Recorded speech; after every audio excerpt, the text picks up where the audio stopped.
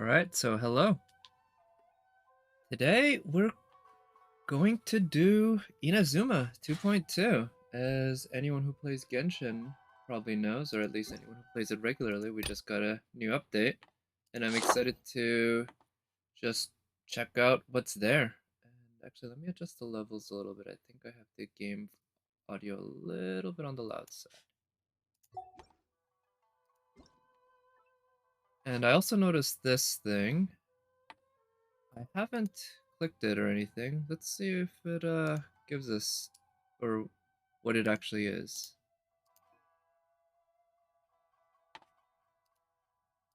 Which brings us to oh wait. Hmm. Sorry, the oh, maybe it's this. Oh, there we go. Anyway, it looks like this is the actual. Okay, so I can share it for. So there is music that I'm hearing, but it's not broadcasting right now because I have my settings so that it doesn't. But you can rest assured I'm hearing whatever is meant to be heard.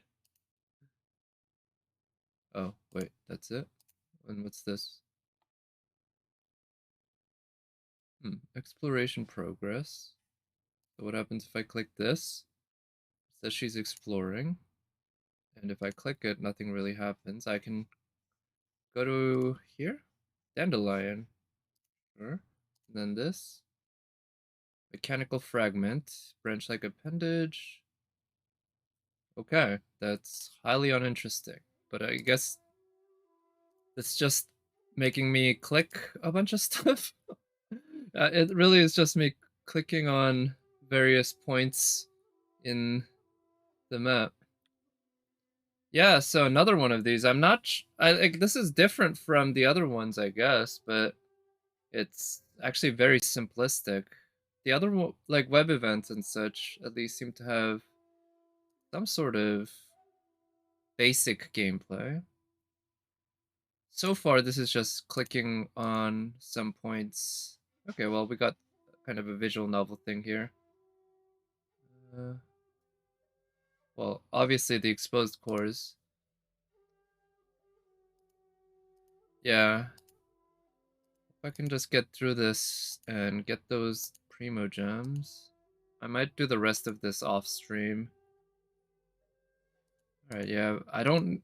I'd rather not see this in text on a website. I'd rather experience it in the video game while controlling Aloy. Speaking of Aloy, I still haven't built her or leveled her up. Alright, so let's see.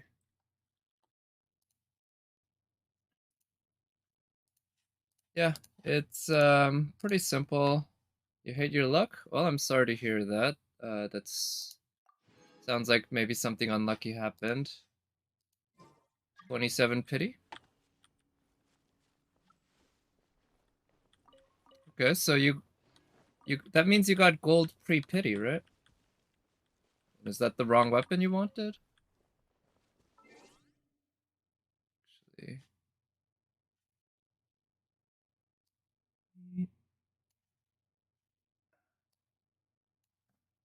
Could I just volume a little bit for my sake?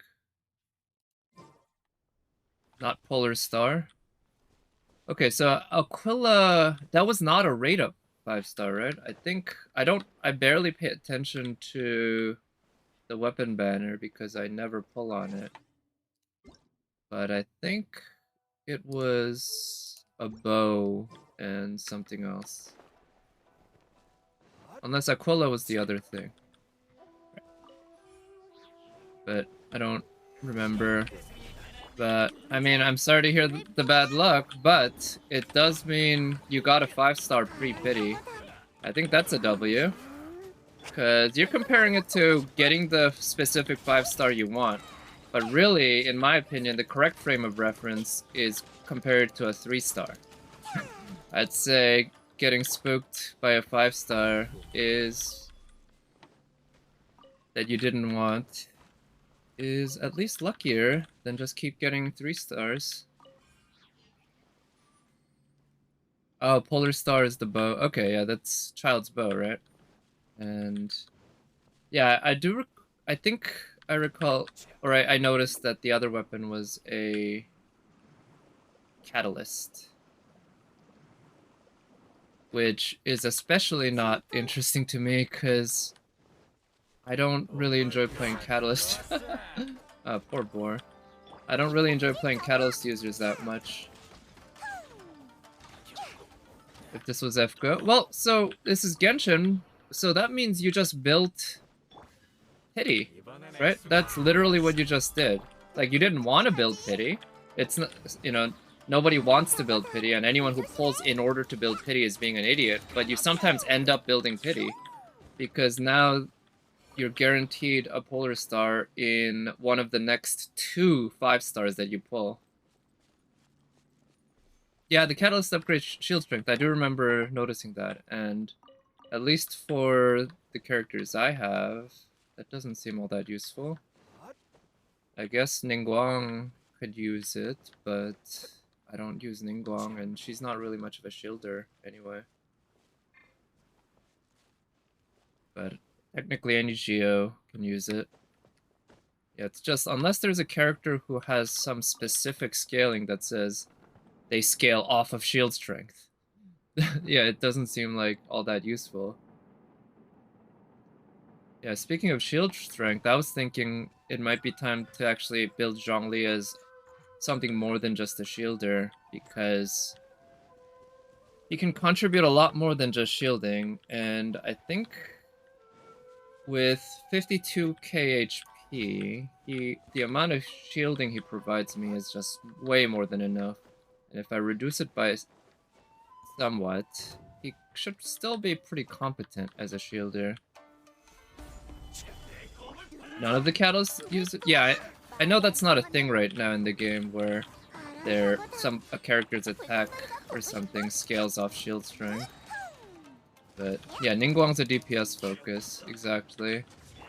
So that's why I'm thinking it's not all that great on her. You're increasing her shield strength. Well, she creates shields with her Geo attacks, but how often are you really depending on the shields that she creates?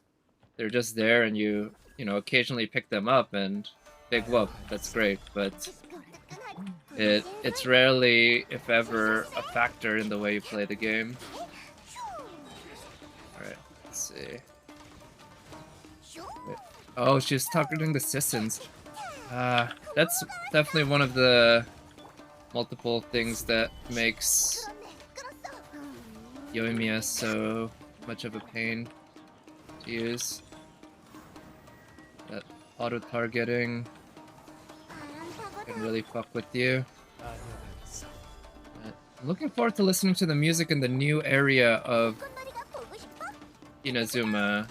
I'm hoping I can get to it at some point today. I don't know how much effort it takes to actually get to it, what kind of work is involved, but I hope that it's not too much, so that I can just do it.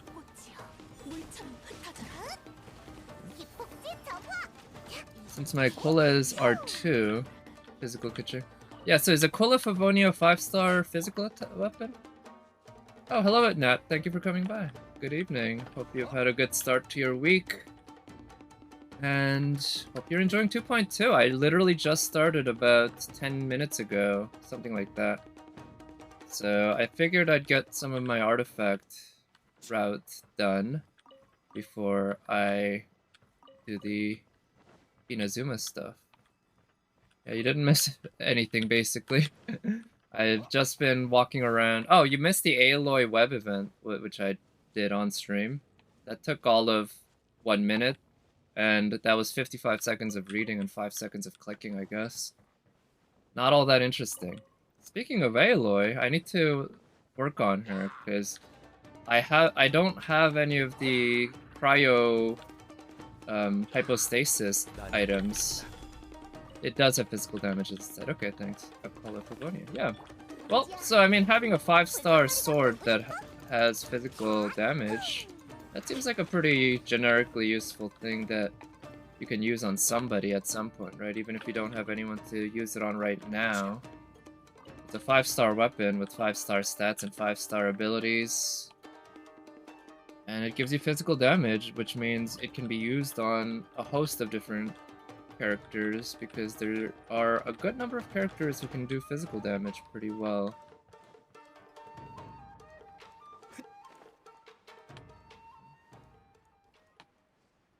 Ordered a Japanese restaurant. Really? Nice. What'd you get? Like sushi? I know sushi's kind of the stereotypical Japanese food, but of course there's plenty of other good stuff. I'm not a huge fan of sushi personally. I don't like fish, and that's one big reason. But there's sushi that doesn't involve fish, of course, and I don't mind those at all. But I'm also not that huge a fan of rice, usually. Though sushi being a term for the type of rice it is. That said, sushi rice is pretty good. I kind of like it. So it heals you on taking damage while dealing a small AoE physical damage that scales off. Huh.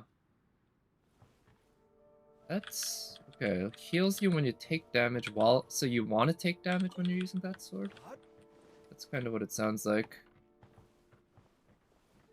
Huh. Horse meat sushi. Really? Wait, is that a thing? Or are you just. I mean, if it is a thing, I've never heard of it. I've heard of eating horse meat. That's definitely a thing.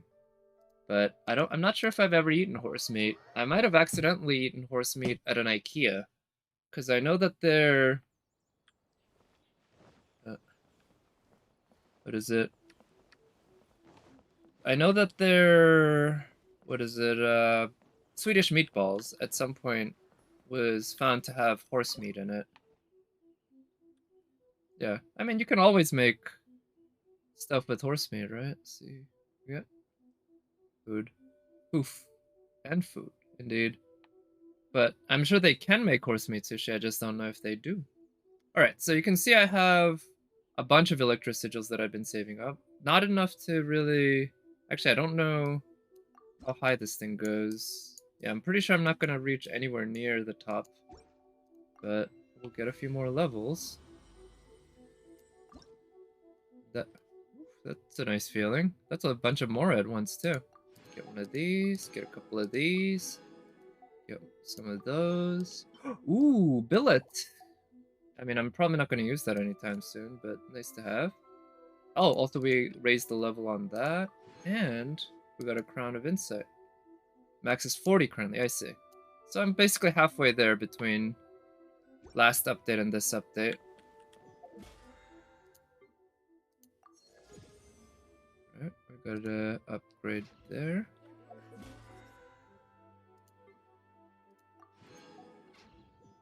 To unlock Inazuma-based teapot furniture. Oh, yeah, I noticed that you needed to unlock something. I didn't realize it was level 40. Alright, so I guess I'll be working on that at some point then. But I was just reminded I need to do this for Aloy.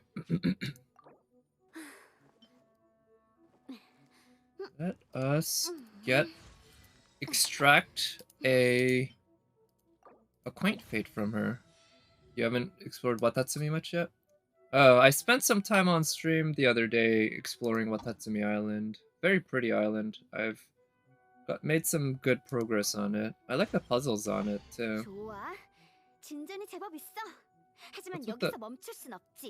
What's with this cryo damage bonus stat? Does it level up?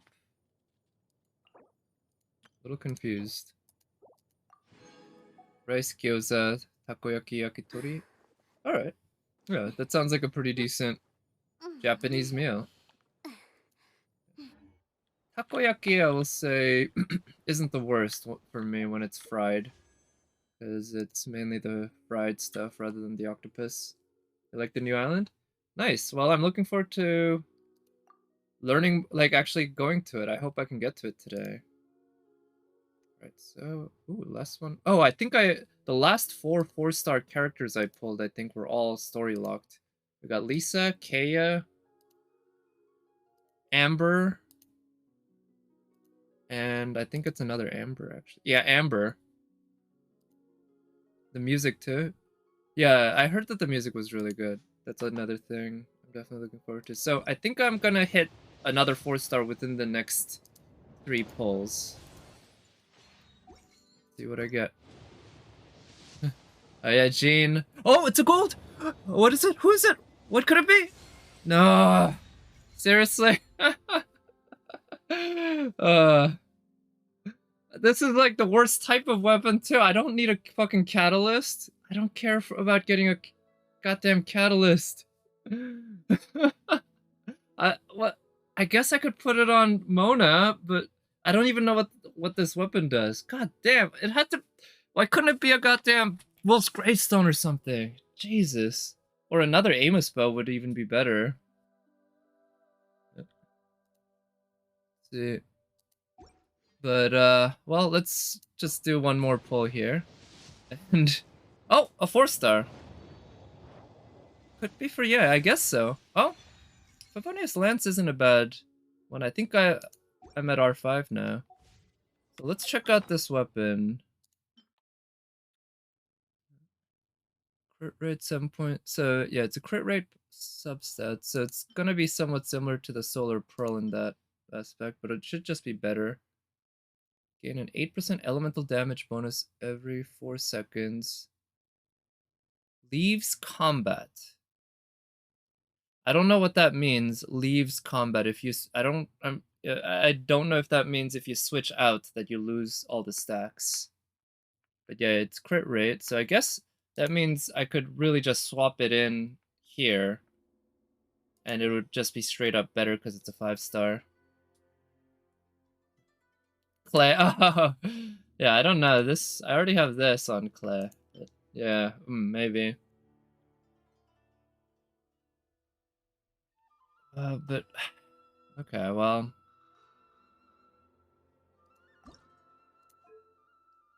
Here, let's see how far I can level it up right now. What even is its weapon ascension material?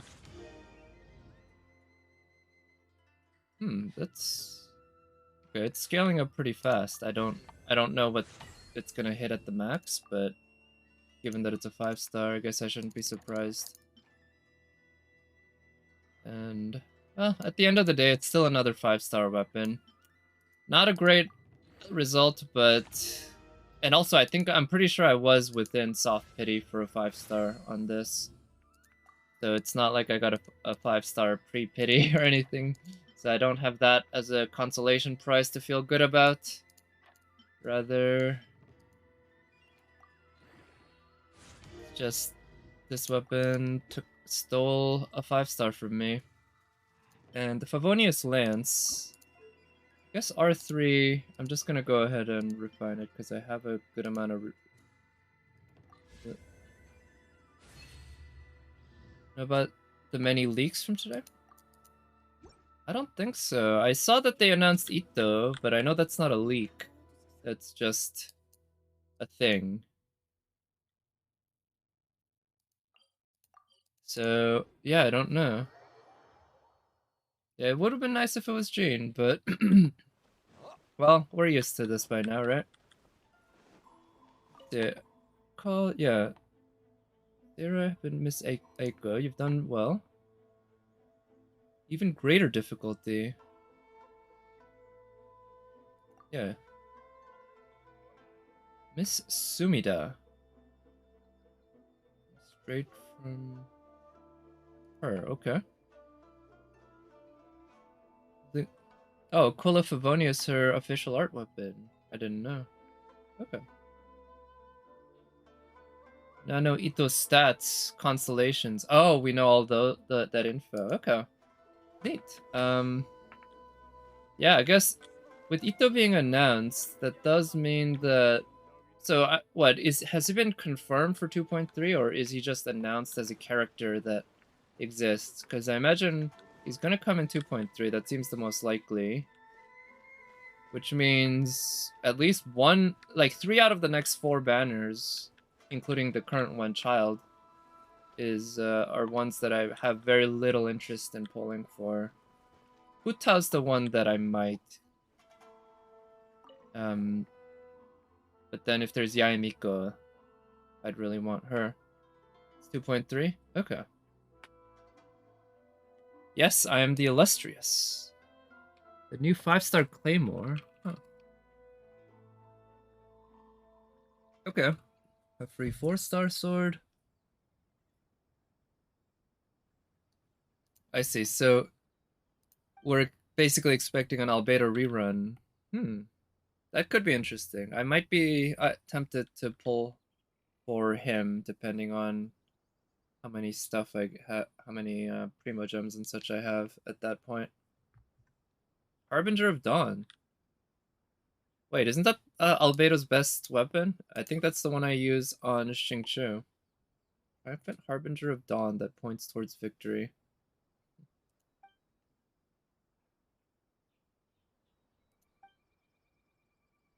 But it'll be nice to put some defensive artifacts on him.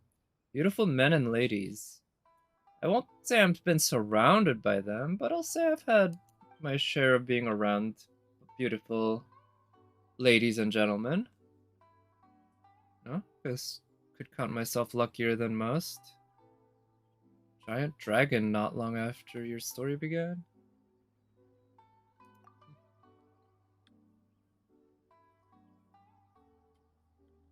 The best team for Ito will be Ito, Zhongli, Albedo.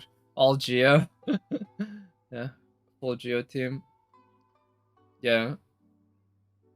Yeah, personally it's a no-brainer. I'd want to get Yae, but who knows when she's gonna come. Given that they announced Ito but not Yae, I'm suspecting maybe Yae Miko won't be here until 2.4.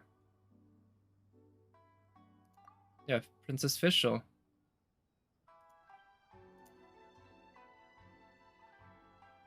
Yeah.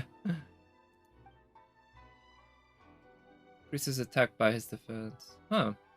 So maybe they're spending some time on defense characters with Albedo and him. There will be more reason to use defense weapons and defense artifacts.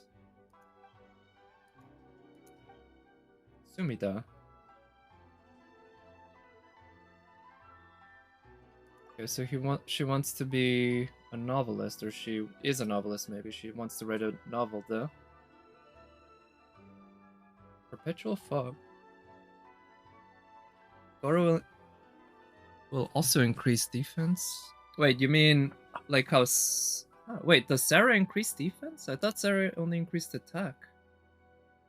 Damage if you have C6. Oh. Does weapon give him debate?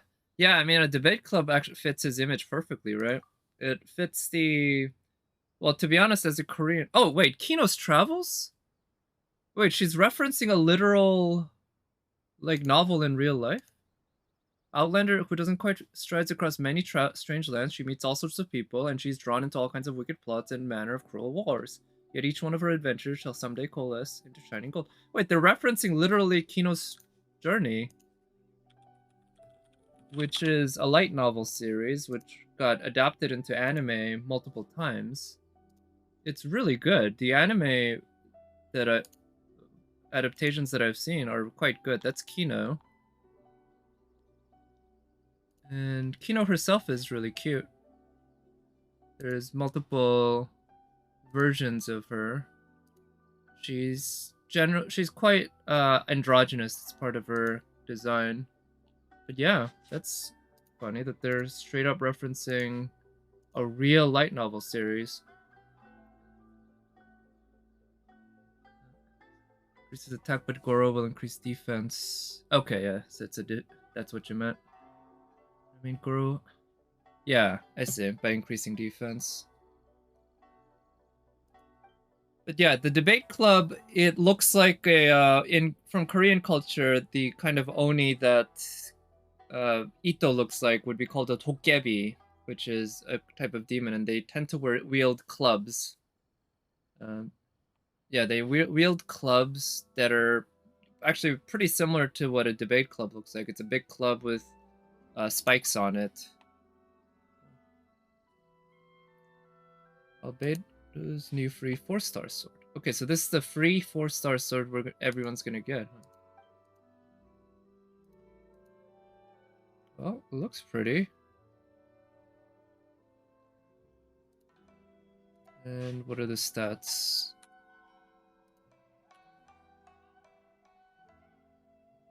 Elemental skill damage is increased by 40 to 80% of defense. Wow, that's pretty solid. So you want to build somebody defense, of course. It's got defense as the secondary stat. And 454 is relatively low, but considering it's a free weapon, it's pretty normal. 69% defense percentage, nice. Okay, yeah, it's very much a defense-focused sword. Sword characters that need defense besides Albedo? Not that I can think of off the top of my head. Noel's the only other. Noel and Xinyan are the only other defense characters that I can really think of, and they're both Claymore.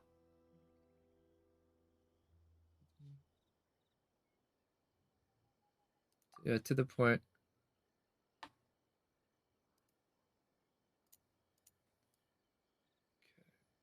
Go to Tsurumi Island, find a way to bring a Maoshiro. What the hell is a Maoshiro? Okay, this is a traditional instrument of the civilization native to the island. As to why I need one, the fictional, obviously plot of the Chronicles of a Sea of Fog, working title, Tsurumi Island. Alright, yeah, let's go.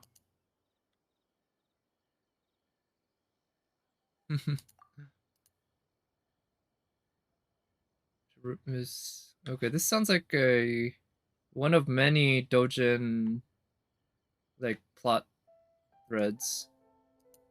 A writer needs experience in something for writing their fiction. And one thing leads to another. You know? Sometimes that just happens. Right.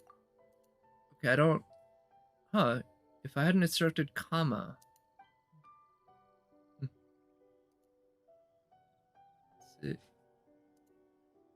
Oh, yeah, that does look like a female Goro. That's pretty. Yeah.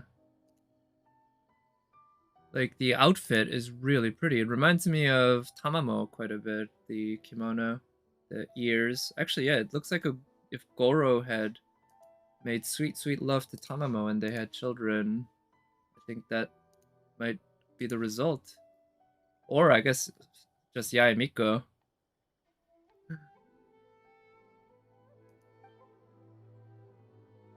The throat was purple.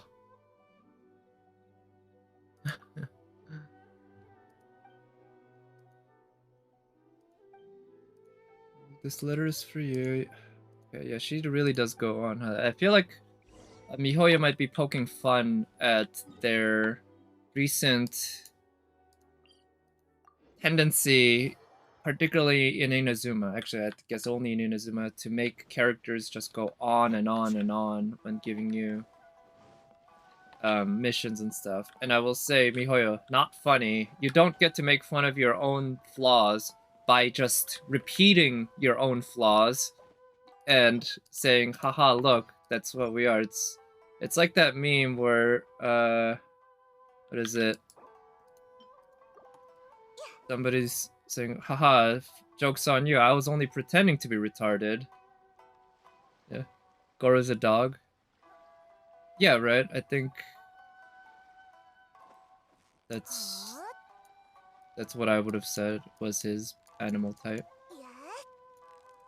And dogs and foxes can't breed, right? But dogs and wolves can. Because I think technically the same, like, same species from a genetics point of view. Yeah, I'm pretty sure dogs and wolves can breed, but I don't know about dogs and wolves and foxes. Confirmed to be a dog? Okay. Two new set during 2.3. Oh, yeah? Oh, yeah, new artifact sets, huh? So they didn't release any new artifact sets for this one, but on 2.3 we're expecting another one. But at this point, we should have all of Inazuma unlocked, right? And yeah, feel free to share, but... Yeah. Okay, yeah, I needed that bitter pufferfish. But yeah, I'll click on it and But let's see. Yeah, I need more of that bitter pufferfish because I want to get more copies of the catch. Or... Okay, I think I can get one more refinement.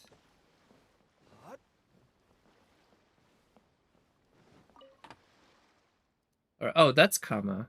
It's not the same Kama as in FGO.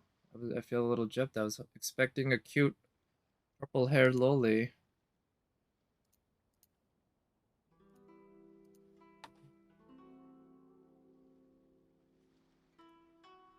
Alright, let's take a look. Divine Chorus, 2-piece healing bonus 15%. Alright, so that's probably designed for Kokomi, huh? Yeah. Healing effect generates a healing bubble. Once per 3.5 seconds. Accumulates stacked healing. After 3 seconds. Okay, so it's a healing overdrive. Which is pretty cool. 30% defense. That's the same amount as the Defender's Will. Oh, shit. This is gonna be... You're gonna want at least a 2-piece of this probably on... Noelle, then. Yeah, on-field characters geo damage grants 6% and 6% geo damage. So this is very much a geo and defense focused character set. One stack is granted gain for 3 seconds. So when you're on the field, you want to do geo damage, essentially.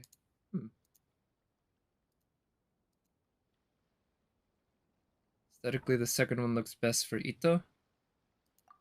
You mean the artifact set? I guess it would look alright. It looks to me, I feel like it would go well with Goro because it's got that brown design, but I guess any Geo character has that brown coloring. Almost any. Yeah, Tsurumi Island. Okay, is the weather clement?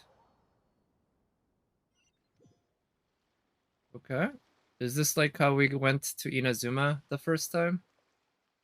Where are we gonna land? Can we see the map? And that guy looked angry back there. Yeah. And I was kind of hoping for at least a few voice lines, but so far there's none. And I guess I can't blame Mihoi for it. I've mentioned all the time, it must take a lot of work to get all the voice lines like written and translated and recorded. Inazuma did have cutscenes, actually, yeah. So much of these, yeah, for Albedo. Yeah, and I guess the healing one could be useful in certain contexts, but that seems like it's kind of a shame you don't... It's not generically useful the same way the last two artifact domains have been. Because Emblem and Shimenawa are both kind of generically useful. And same goes for Pale Flame and Millilith. Less generically useful, but still.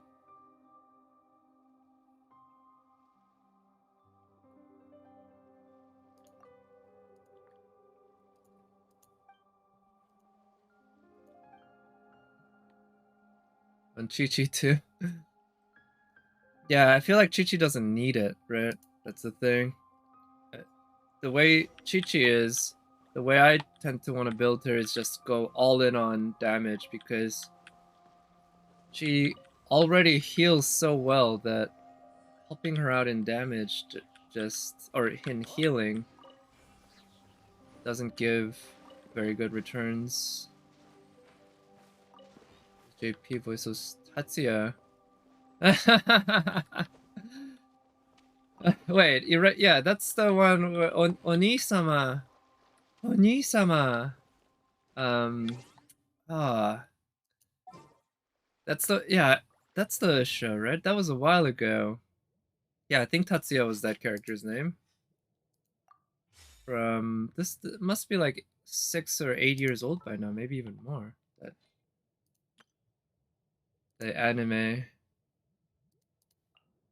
Oh god. I would quite like that. That would be pretty hilarious. Alright, I wanted to bring a Electro, because I figured there might be some Electro stuff to deal with around here in Inazuma. Right, this voice is pretty great like Zhongli's.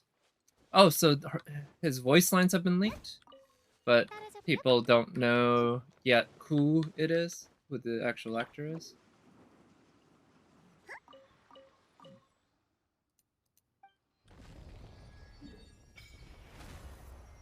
Alright, so now we have this area. Oh, but it's also foggy. Nice. That's a neat little feature. And we also have this area.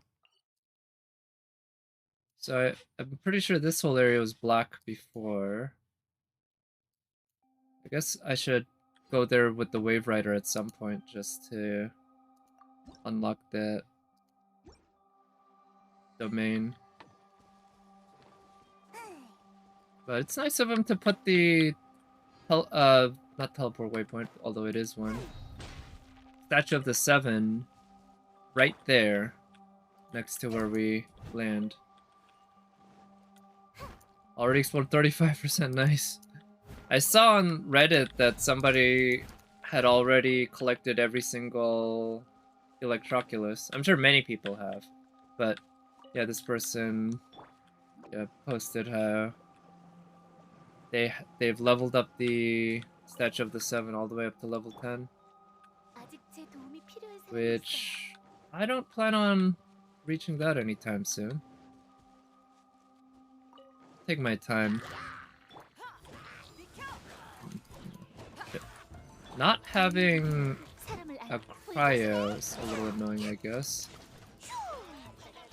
Because that...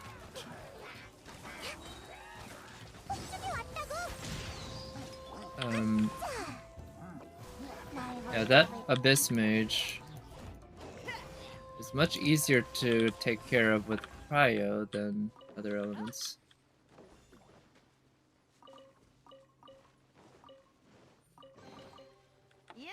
Ito is the main DPS. I guess that makes sense. I probably would have guessed, but yeah. But then again, you never know, right? You never quite know. I do like it when they swap out, when they kind of play around with your expectations in what a character looks like. Huh. Well, so I'm guessing this Electroculus...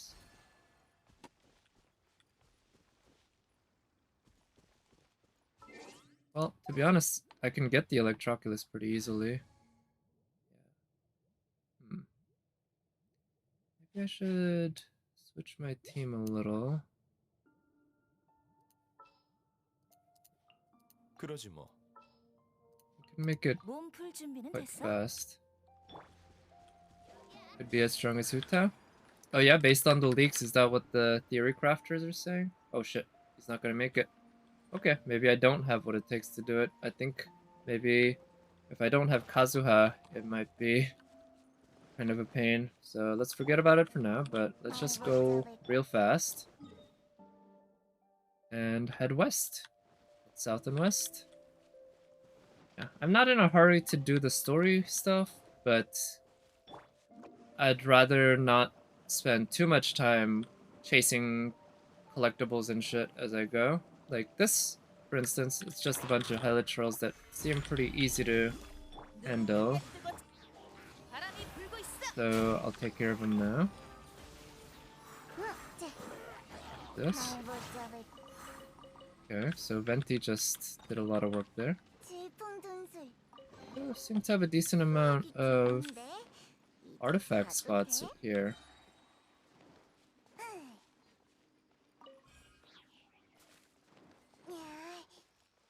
Let's see.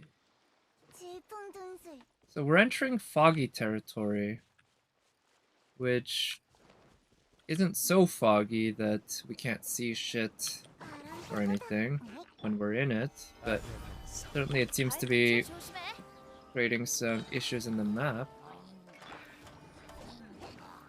A couple of these guys, huh? Oh shit. The bubble is one of the few things that what is it? Beto cannot counter in this game. It just captures her.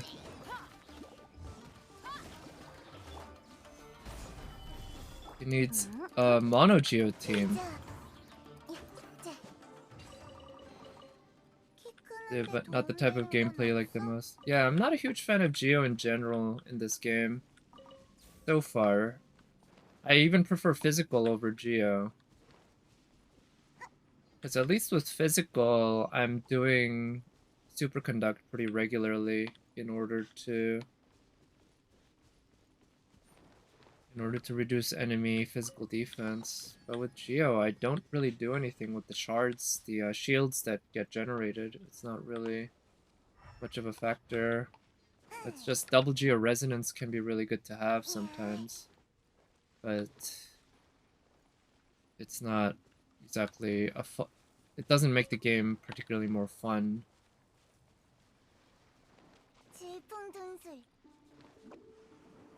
But imagine he's probably still fine without a mono Geo team. I guess Noelle has to be the healer on a mono Geo team, huh? Oh, we have a new code today? Oh, thank you. I didn't know. That is a very, very nice thing to learn of, because 3 primos. Oh, okay, well, just going to that spot unlocked the vast majority of the map. I was hoping that I'd have to unlock a little bit at a time. But no, I have to it's basically I go into that area and I unlock almost the entire thing.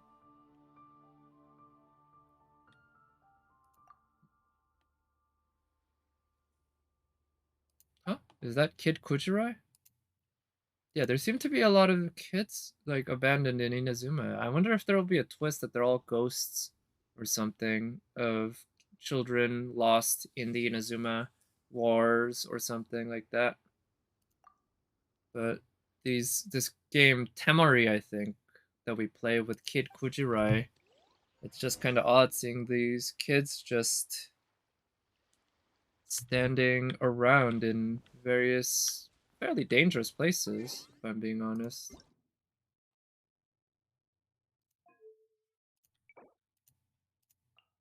Okay. Yay. Well, thank you.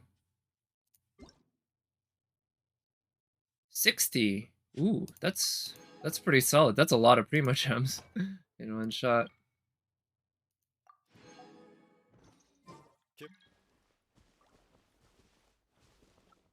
If Evan deleted Aloy, yeah, we'll have to find out if and when he next shows up.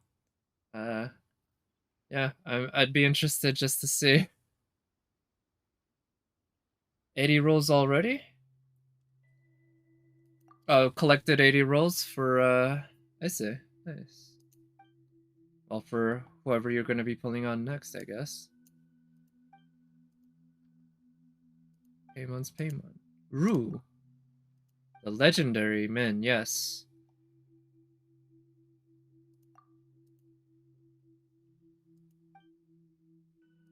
Years old.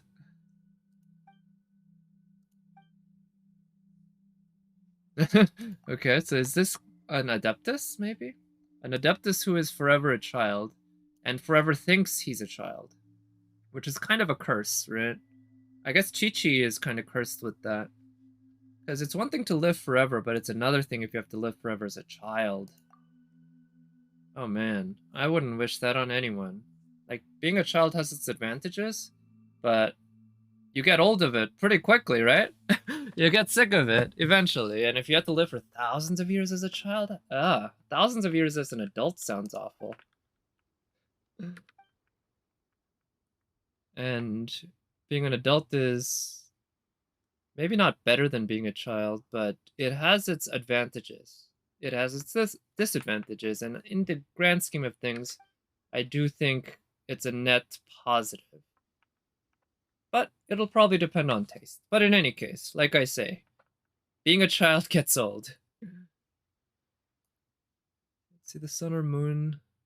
Oh yeah, to the giant fog. That makes sense. Maybe he's thinking of days rather than years. That's also possible. He's not an adeptus, but rather a child who thinks of every time it becomes brighter and darker, that's a year instead of it being a day. And that would mathematically work because by the time you're 4 years old, you've already lived. Actually, by the time you're 3 years old, you've already lived over 1,000 days.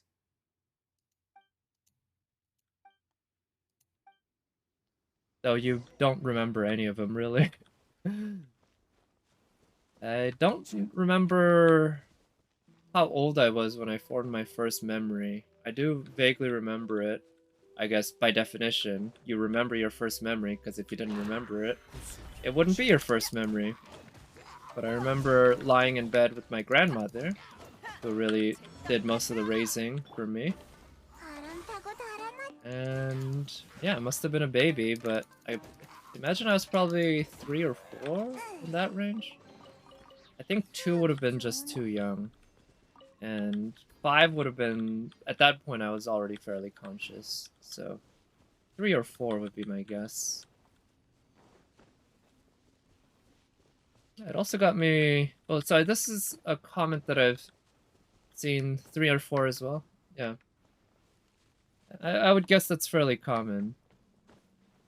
Oh yeah, speaking of which, I finished listening to the first book of Dune, which I don't know where the movie ends, so I don't, but I imagine it's not really a spoiler, but at the end we see Paul's little sister,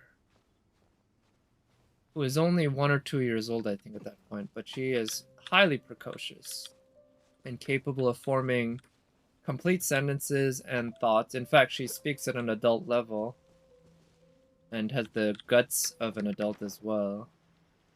You know, there's a whole in-universe explanation for all that, of course.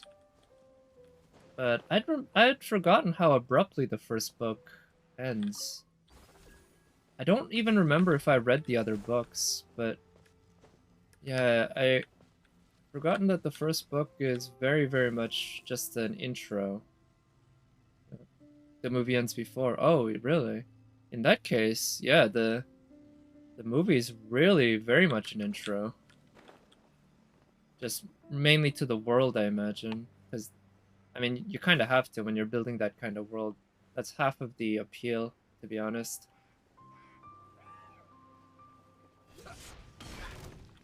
But, yeah, the book, at least, the first book did feel like it ended. Just a little when things were right about to get started. But I did hear that, or I watched a video review of the movie. I guess it's a video review, but really it should be considered more audio than anything because it's not like they were showing parts of the movie. But I saw a review of it on YouTube, and she was saying it was really, really beautiful. Like, very gorgeous film. So that's something I'm looking forward to checking out. I do remember loving the book. I enjoyed it quite a bit listening to it again, or listening to it for the first time, I guess, because the first time I experienced it, I read it. And the world it builds is, it's compelling and fun. And I still don't quite understand most of the religious and literary references, but I do understand more now that the author was kind of trying to draw quite a bit, on Middle East cultures and Muhammad and Islam in the story of Muad'Dib. You said could work on Sayu too. You mean the healing one? I guess so, if you want to build her as a healer. I feel like Sayu, for me, has such high upside in terms of offense that I want to build her as an offensive character and use her healing when needed. Stacks of the corrosion status. All characters in the party to continually lose HP. All characters in the party? Seriously? Jesus. Will enter Elemental Devour that will allow them to fight more fiercely at the cost of lessened resistance to that particular element. Okay, so you have to be careful about attacking them with the same element that they match, huh? Okay, let's see how this manages. Oh, okay, at least they can get picked up by Venti. That's something I'll take.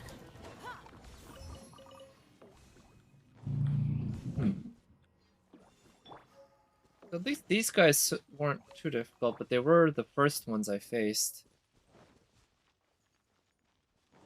A lot of Electroculi around here, at least. That's fun to pick up.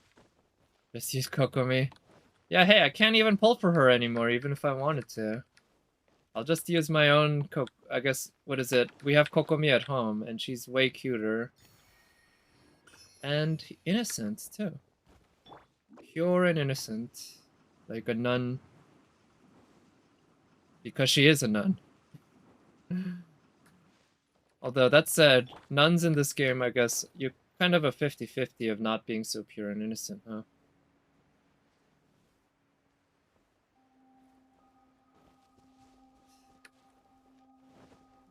Rude.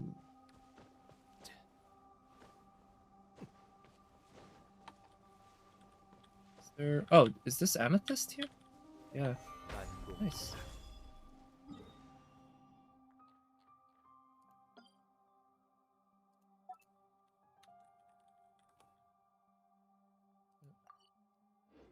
Yeah, no new waifus in the next 12 weeks. Yeah, that's the thing that gets me. I feel like unless... So at this point, it is looking very much like we're gonna see Albedo and Ito in the next update, right? If that's the case, I just might spend primos on Hu Tao. Yeah. You can't throw it... Really? You can't throw it away? Well, I'm sorry to hear that. I would have loved to see the result of you burning your Aloy, but I guess Genshin Mihoyo didn't want you to do that. Maybe maybe Sony like made sure that that was an impossibility.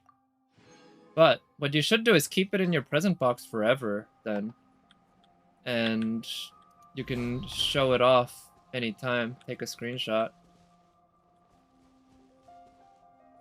With a newspaper or something that shows the current date, that shows everyone, hey, I have Aloy 2 years later, and I still haven't unlocked her. Mail to expire. Oh, yeah, you have to avoid pressing claim all. I forgot about that shit. That sucks. Yeah, that sucks. Yeah, I guess you just have to be really, really careful. Which, I mean, to be fair, that's something I've gotten used to in FGO, but in FGO, you can always...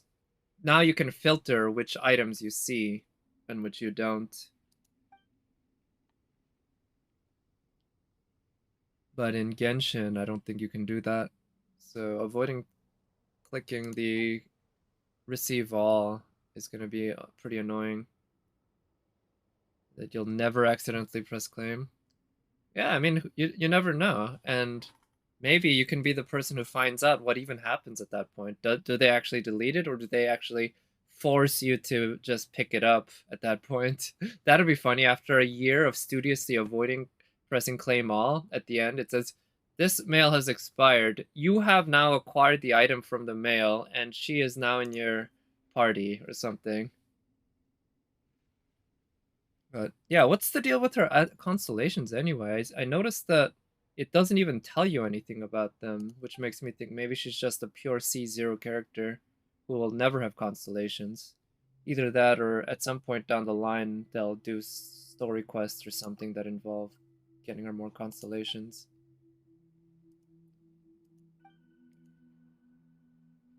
Perch. Feathers around feathers?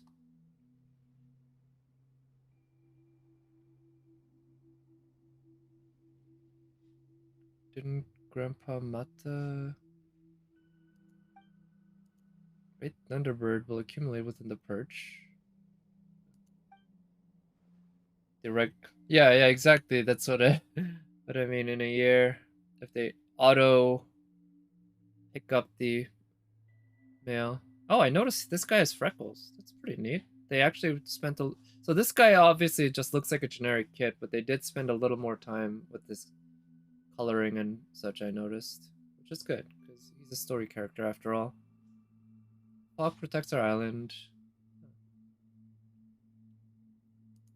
Yeah, her bow... I know that her bow... What, the passive anyway only works in on the PlayStation, right? But it still works as a bow. It's just, why would you use a 4-star weapon, or is it 5-star? I don't know. That doesn't have a passive effect. Unless it has some godly stats, which I don't think it does.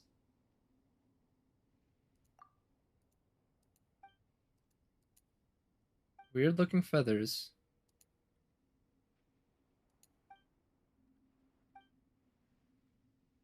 Yeah, he looks... You can see he's quite distinct. You wouldn't confuse him with another kid. I think his hair might also be somewhat different. But he's definitely got the freckles. It's pretty cute, I'll say. 2.3 events leaked. Really? 2.3? Is it? Like events too? That's a pretty... This is a pretty major like thing, because MiHoYo's been doing a very good job stamping down on leakers recently. I mean, you go back just 3 months ago, I guess it was different, but maybe more than that. But in any case, just in the recent memory, I felt like they hadn't been allowing too many significant leaks to get through. But if they release, or if they got leaked of every single, like all the events, yeah, that's a major. Well, I guess somebody must have messed up somewhere.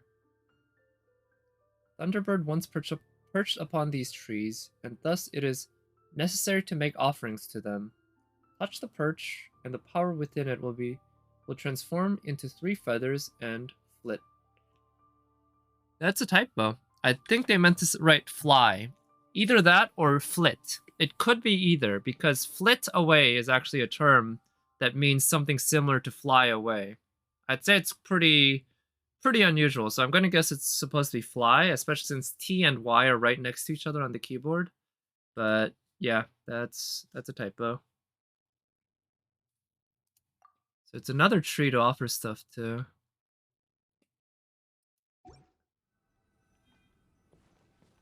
Only the story didn't leak. Yeah, I guess if I were a leaker, it's like I probably wouldn't care all that much about leaking that. That said, some people would care quite a bit, right? But the more somebody cares about the story, I'm guessing the less they would actually want leaks, because yeah, they don't want to be spoiled. They just want to explore the story on its own. Make an offering to the perch. Wait, I don't see an option to do anything. But Albedo and Dragon's fine. Right. Oh, I still need to do these commissions too. Shit. Forgot.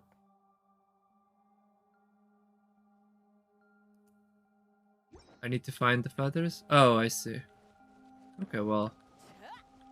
Yeah, I probably would have figured it out at some point, but thank you. It saves me a lot of time, and I really do like saving time. Especially in a gacha game. Which is one reason why I use macros when I play FGO quite a bit. And one reason why I wish that they had a NP skip feature, even though I know that that will never be a thing. You made the same mistake earlier? Okay, well, that's makes me feel a little better. That said, I'm sure many people have made the same mistake.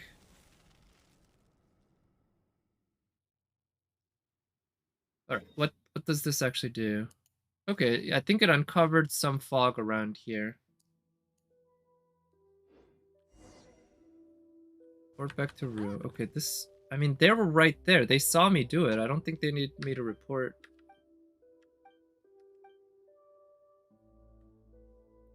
Well, that's nice. Who is Capiteur? Capet Capetsier? It's either Capetsier or Capetkir. That's a strange name. I've literally never seen that word before, or seen that name for the 3 fog areas. Yeah, I figured that would make sense. They had stuff like that in other islands, like the tree, the electro tree that you had trees. Like I think there were 5 of them that you had to disable. So I guess that's sort of the theme for Inazuma, where you have various areas that have become hostile or somehow like difficult to live in, and you go around fixing stuff and changing it to make it easier to live in. Which is the grand scheme of things, that's like the opposite of what you generally do in combat, right? Where you destroy things. So it feels a bit like they are using this story to tell one of construction instead of destruction. But maybe I'm reading too much into it. Then again, I'm not reading anything into it, to be fair. I'm just explaining what's happening. There's no real motive that I'm saying. Although I imagine there probably is some motive. The people who write the Genshin story, they're not idiots. I can certainly tell that. They're trying to hit a lot of like story cliches, not cliche, archetypes and themes.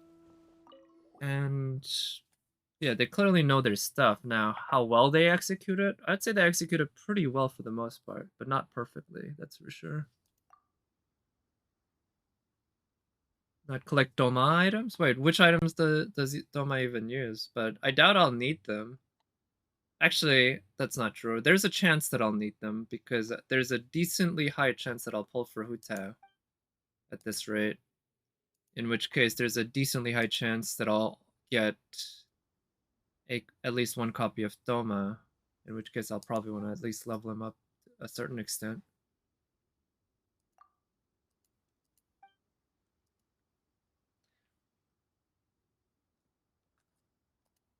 Let's see. Yeah, what's this Thunderbird? Oh, it's the blue mushrooms? Alright. Well, if I do get them, it won't be for another 5 weeks probably, because I doubt I'll pull on Hu Tao's banner until the last week. So that'll give me plenty of time to pick up these items if, as I just walk by like that. Might have anything to do with the perch. Well, yes, Paimon, I think it might, because the last time I did one of those purchase thingies, it happened to release the fog in the area. So you think maybe the other purchase, where the other fogs are at, might have something to do with the fog, and, you know, releasing the perch will release the fog? I don't know. I'm not sure if I can put 2 and 2 together. I think it turns out to be 4. But I'm not a math expert. Actually, that's not true. I am a math expert. I'm literally a math expert. That's what I studied. I'm really damn good at math. Spend probably 30 rolls or less. Yeah, I hope you get a bunch of copies of him in 30 rolls or less. In fact, I hope you get him in 10 rolls. Interesting for me? Oh yeah? Okay, we got that guy there. Where do I want to go? Oh, it told me to go to the other fog areas, so maybe I should just try going to the fog areas. Hangout event will be Ito and Beta. Oh, sweet. Well, that's really great. For Beta, anyway. Nice. That's something very much to look forward to. Can't wait. I'll almost definitely play it in Japanese, actually, too, because I do enjoy the voice actress for Beto, even though the character is Chinese. Normally I would play it in Chinese, but the Japanese voice actor for Beto, whose name escapes me for the moment, but She is... I always bring up some of the main big characters she's done, namely Ryuko Matoi from Kill la Kill, which is a flawed but very, very fun and overall good action show, I would say. And she also played Amagi Yukiko, who is the very, very cute, I don't know, Ojo-sama style girl from Persona 4. Two characters who are pretty different from each other, I guess. But yeah, maybe that speaks to her range or whatever. So the team I have right now isn't exactly set up well for combat. It's mainly for exploration. So doing a lot of damage isn't coming that easily.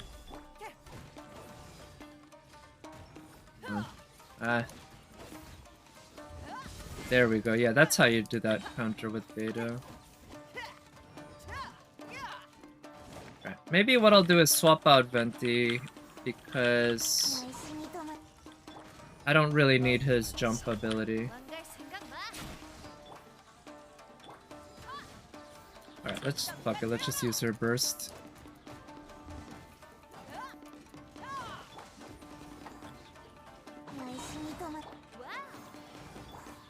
Okay.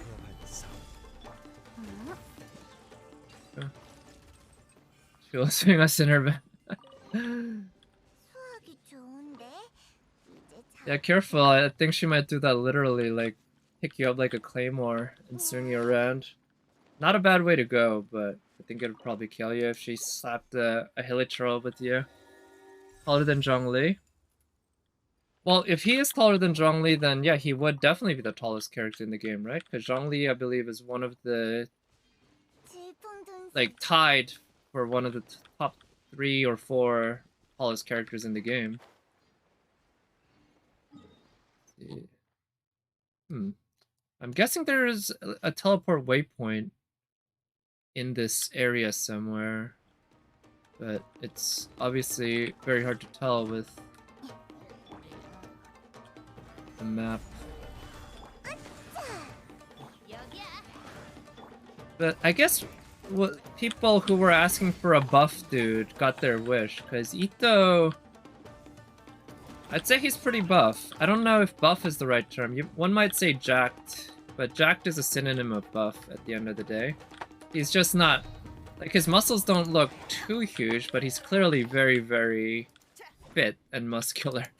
And he's got, what, like an 8-pack? At least a 6-pack. Yeah, 8-pack? Alright. Yeah, I didn't bother to count. But...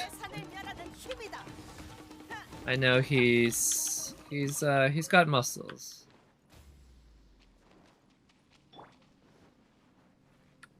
So people who were asking for a big-ass hunk like that did get their wish at the end of the day. I don't know if that's exactly what they were thinking of, but he's definitely a version of it.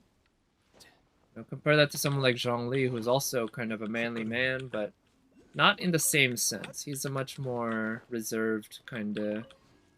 well, reserved's not the right term. He is reserved, but that's not the differentiator. He's much more lanky, that's for sure, from a physical design standpoint. But he also seems somewhat older. Helps that he is really, really old.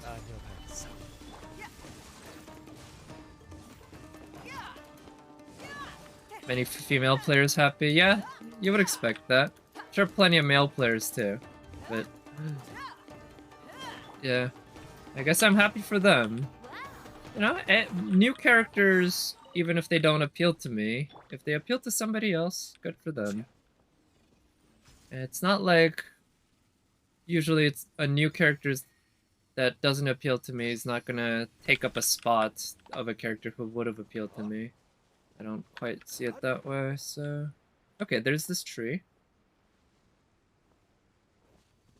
Kea D-look. Oh yeah, the Ito. Yeah, that'll be my guess too. But given that he's looks like an Oni, I imagine he could be very old, right? Yeah, badass characters. I'm happy enough to see badass characters like that. I'll agree with that. Like I like D-Look. I'm more, although yeah, when it comes to manly badasses, I guess I find someone like D-Look or Zhongli more compelling than someone who looks like Ito. But you gotta have diversity. It's a gacha game after all.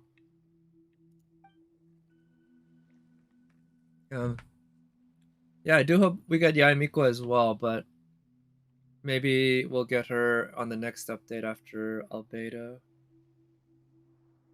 I wouldn't mind too much. Oh yeah, cute boys like Venti, indeed. That's also not bad.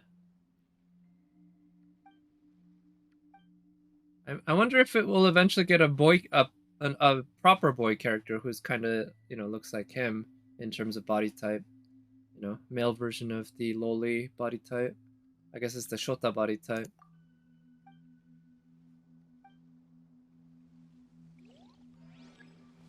Touch the perch. Okay, so... Oh, yeah. So they all seem to follow, or this is only the second one, but seems to follow a pretty basic setup. Go to the tree, touch it, and then find this whatever. Oh, it even shows up on the map.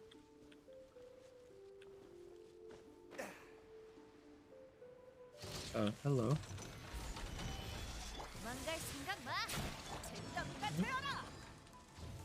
Okay.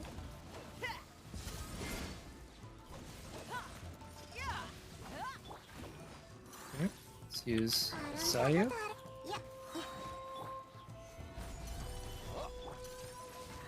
More adult lady like Beto and Ningguo? Yeah, that's true. Or Jean, right? Or no, does Jean have the adult type as well, or does she have the teenage type? I thought she had the adult type. As somebody who does not have Jean, I don't know, personally. Also, what about Eula? Doesn't Eula have an adult type as well? Or oh, Jean has the young adult type? Oh, really?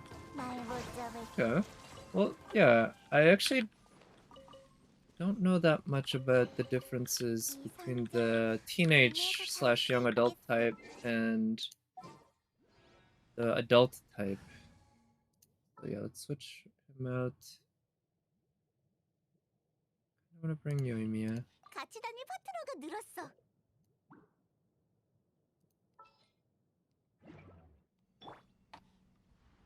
So this is Yoimiya, who I think is a young adult type. Beto, I think you can see that Beto's somewhat taller. Her chest and shoulders are higher than Yoimiya's. Oh, I did not. How did I not even notice this until now? I guess it just shows how little I pay attention to shoes.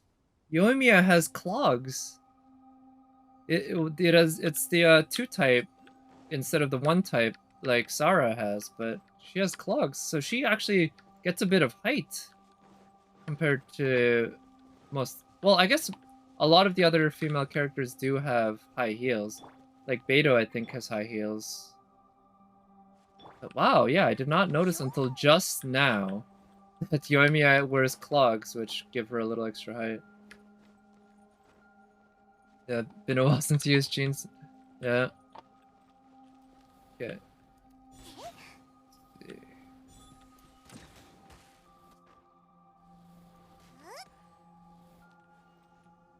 Huh. Wait, is there another one? Up there, maybe? No, I don't see one. Oh, no. Well, the feather looks like it should be... Oh, it's down here. But they all have 2... Oh, okay. Well, I'll come back here at some point. This seems like a pretty easy puzzle to solve. I'm also curious about these things with the white glowy thingies. It clearly points to something that's gonna be world relevant, like a puzzle or something related to the story, unlocking parts of the world of this level or of this island. I don't know, but I suspect that there's something deeper going on than just a simple pylon with white light on it, even though I can't interact with it right now.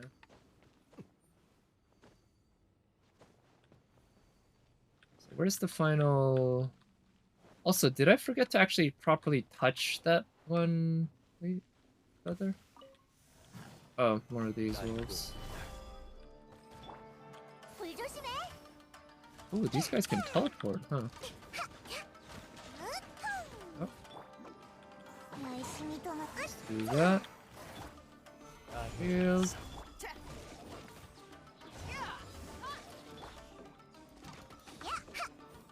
Okay, let's use her E. Good. So these guys, at least the ones in the regular world, don't seem to have enough HP to be that much of a threat. I'm guessing this thing activates at some point later. I imagine they'll be absolute bitches to deal with in the Abyss, which I imagine the next update, the next Abyss reset, which should be just a couple of days. We're gonna have to deal with them. Cannot explore areas without these. You mean what? The light that they provide? I guess that's true. Yeah, the light provides a frame of reference essentially that allows you to figure out. That makes sense. Yeah, it's pretty. I like it. It's kind of a natural way of hiding things from you instead of going for some sort of more artificial way. Now, it's a little odd that these things are lit up. Wait, do I have to touch these more than once? Because I'm pretty sure I touched 3 feathers. Let's go chasing this one down in the map. Yeah, well, this one really does stand out with the fog, huh? Like, every island, I feel, has been unique. It's sort of had its own thing. There's the one island with the broken down thingy from that Xavier needed to fix. Kokomi's island has all those water and shell design. I guess it's sort of the most boring, to be honest. Seirai Island has the Electro Storm, which is really cool. Looks really neat. Inazuma City, the one with Inazuma City, at least has Inazuma City on it, right? I guess that one's also kind of boring, relatively speaking. But it has all this, most of the civilization.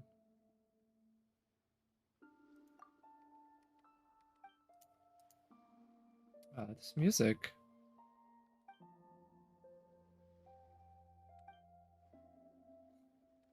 Of course. This whole game is built a lot around the number 3. Rule of 4.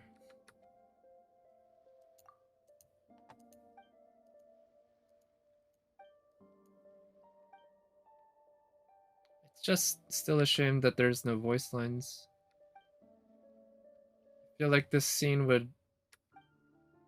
The music goes really well with the scene, and that's why I feel that having voice would just take this scene up to the next level.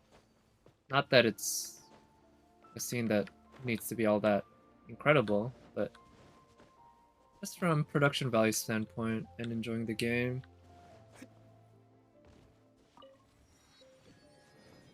Ooh, it's a fishing spot.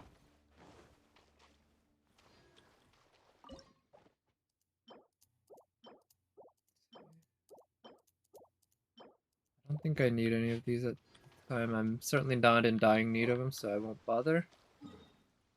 But we got 2 more of these to go to. How about I navigate here first, and then I'll head all the way due west to that. Yeah, I think that'd be a good idea.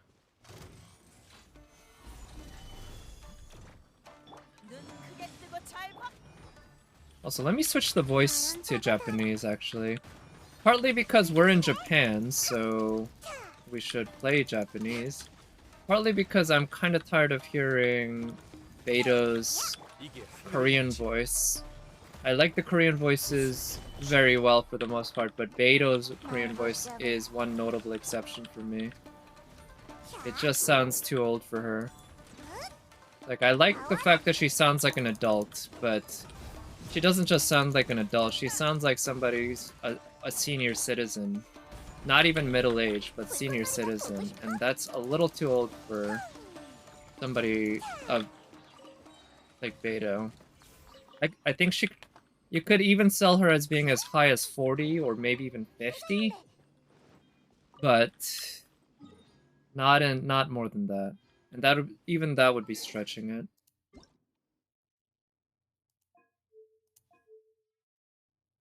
It's language, right? Yeah. I've so far not noticed a single voice line that does not get switched when you do this.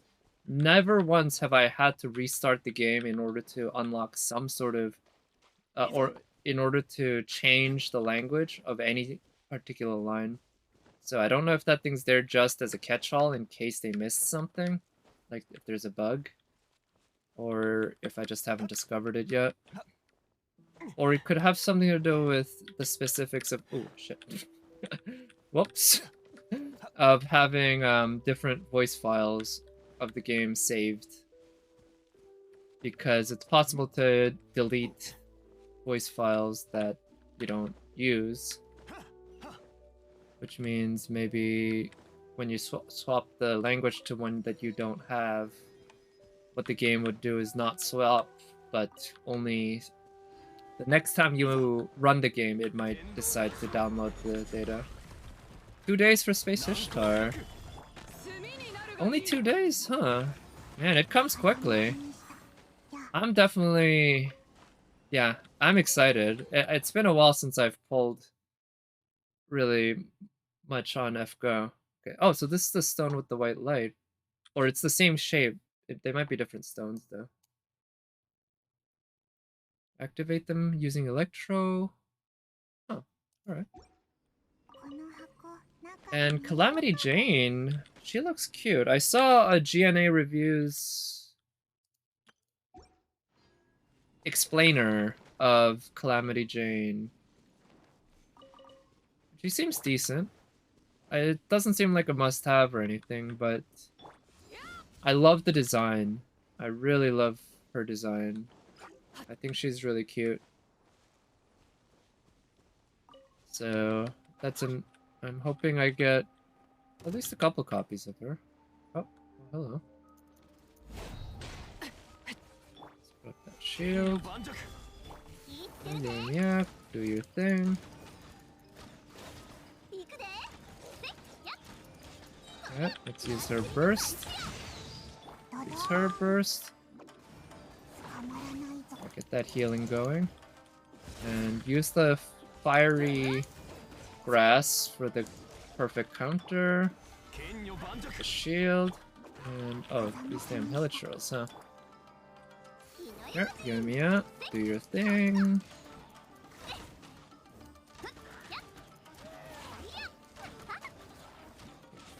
There's at least... who else is alive here? Is that it? There it is. Okay, let's use her and just swirl him to death.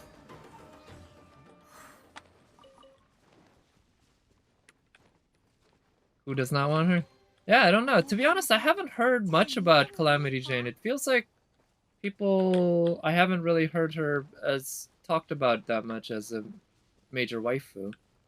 Certainly Space Ishtar, but I guess that's because Ishtar is Ishtar, or Ishtar is Rin, I guess, ultimately. And lots and lots of people love Rin, and lots of people love Ishtar because it's Rin.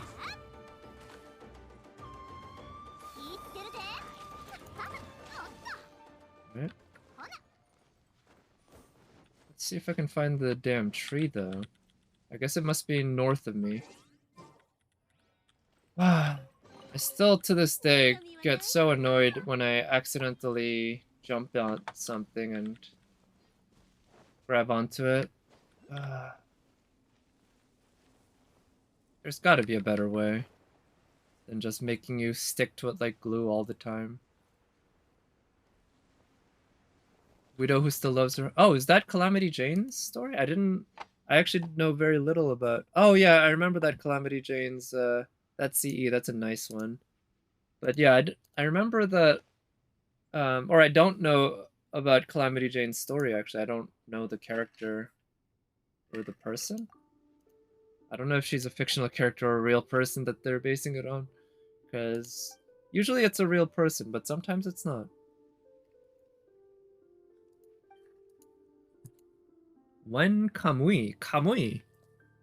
Kamui is a term that gets thrown around a lot in Kill la Kill. Kamui is the name of the uniform.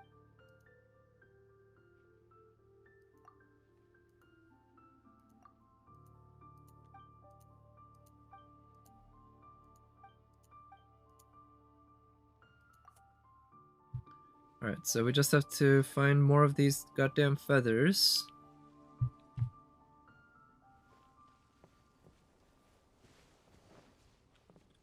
But Widow who still loves her husband, isn't that like there are other female characters in FGO who are loyal to their husbands? That doesn't stop one from waifuing. I mean, obviously there's Shiki, but she wants revenge for her husband. Oh, that's her story? Yeah, like I said, I don't know the historical or fictional Calamity Jane really at all. I just know the phrase or the name, which I think is a cool name. Who wouldn't want to be called Calamity something? That's a pretty badass name, right? Like, how'd you get that name? Oh, Bradamante. Really? I didn't know that about Bradamante. She's got a nice ass at least, right?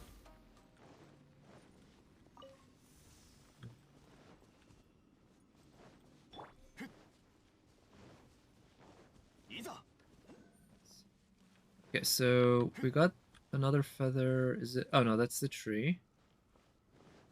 Right? Wait, is this feather... Wait, what are these? Rockfond, Rifthound, Whelp. Power to corrode material. Okay, wait, no, that's the exact same thing I saw earlier. I'm not sure if it's showing... Maybe it's a different element? That's possible.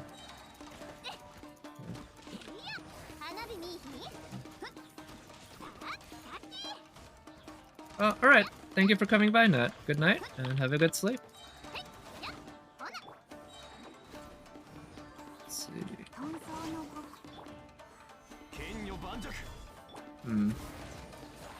Yeah, so this corrosion effect... I mean, no big surprise that I'm not a fan. Right, I don't think anyone was looking forward to it. It's just kinda annoying to deal with. Just getting hurt even though you have shields. Yeah, not pleasant. Also, did I collect everything? I don't see anything in the map. Maybe if I go back to the tree, is it gonna... I don't see anything. Okay, no. Well, let's try going more this way.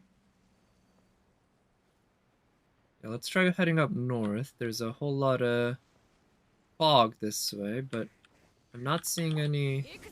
Okay, they're different things even though they're shaped the same. Yeah, I'm not seeing anything in the map that points to the feather. Maybe I should go to that island. Let me head there after I take care of these guys.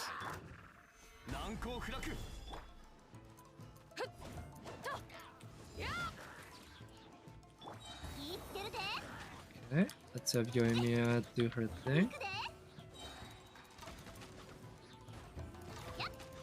Well, at least we're dealing with enemies in the regular world.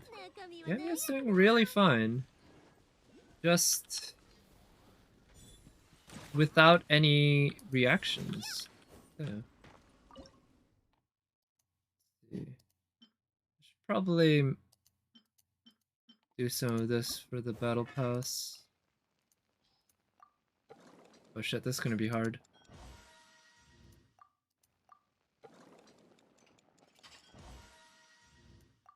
Definitely failed at getting perfect a few times when using mouse and keyboard. Not sure if I have it when using the controller because the latency when using the controller doesn't seem like there's any at all for this, whereas when you're using the mouse and keyboard there's quite a noticeable latency that you have to actually learn and get used to.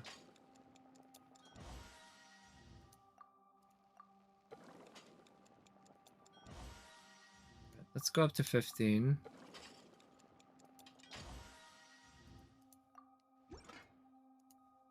I noticed I don't have that many flowers, so let's make some. Yeah, so... Oh, wait.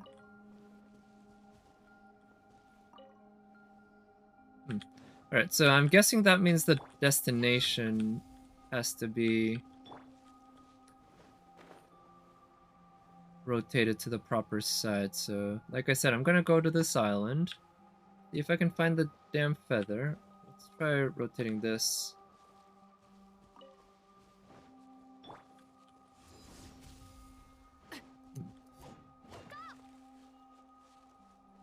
Maybe I should bring an archer so it's easier to set these up very quickly. I don't know how quickly they, Oh, nice. I don't know how they quickly lose the whatever power they have after you electrocharge them.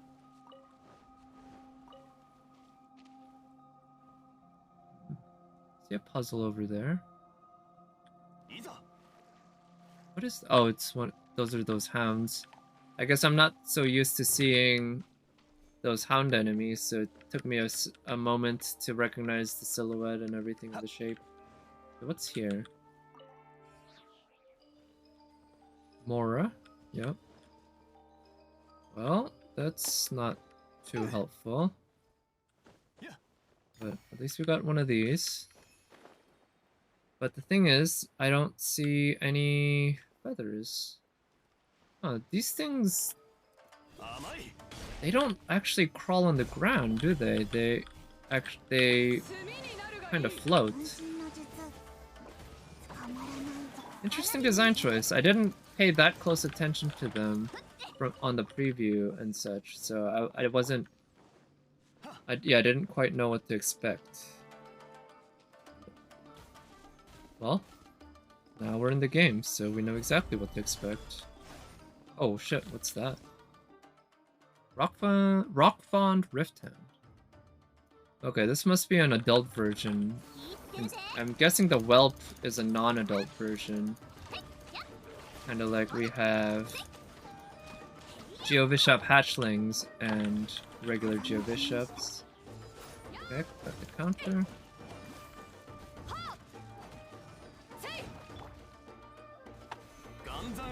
Man, when she's not built for physical, Beto's auto attacks don't do a whole lot for me.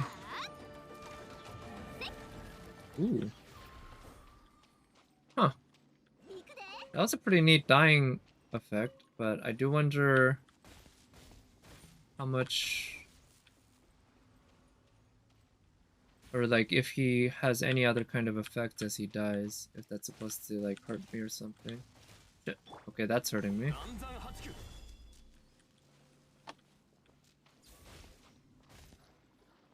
Okay, can I get this one pointed the proper way? Okay, let's go to that. There we go. Okay. This one's pretty simple. Even if it's literally a bit of a pain to actually do it. Oh shit. That one's a trap. Okay. I'll go over there, but I'm getting further away from where I want to be because I want to be more back towards the fog where I know that there's gonna be some feathers. And I would like to unlock all the fog areas around here today. It might not be that viable. These guys look like they're running in slow motion when they're just idle. When they're not chasing me.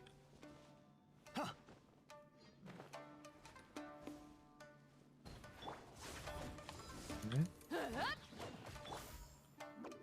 Need some energy for her. Okay. Put up that burst. And her. Put up that shield. Use his burst. Alright, so she's healed. Use her burst. And use Yumiya this way, I guess. This kind of works. Her healed. Okay. Yeah, let's use Yumiya and kill this guy with some overloads. So, I guess what I also should do is just try to learn this guy's animations so that I'm better at just dodging them. Because even, of course, even with Zhongli's shield, I'm taking damage because of the whole corrosion status thing. I just need to not get hit, right? That's all you need to do. Alright, so I think I'm sufficiently far away enough. I'm repeating myself. I'm sufficiently far away from where I was that I'm just gonna keep going south and unlock that teleport waypoint. In fact, I'll unlock 2 teleport waypoints. There's another one in the island down south. And then I'll go back up north. But before I do that, what I'll do instead is I'll do my daily commissions, because I still haven't done them for today. Forgot about that before I excitedly went off to this island. I just so wanted to get to exploring this island. So you can understand. Shit, I was hoping I'd hit its weak spot before it attacked me. Put that shield. And use her.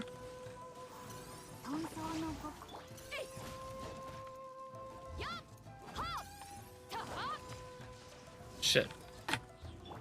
God.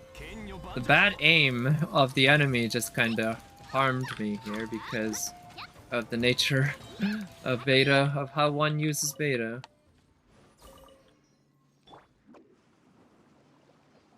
Anyway, let's go to this teleport waypoint. We're almost there. I think I just need to climb up this hill, or this cliff. But we do have some ore here.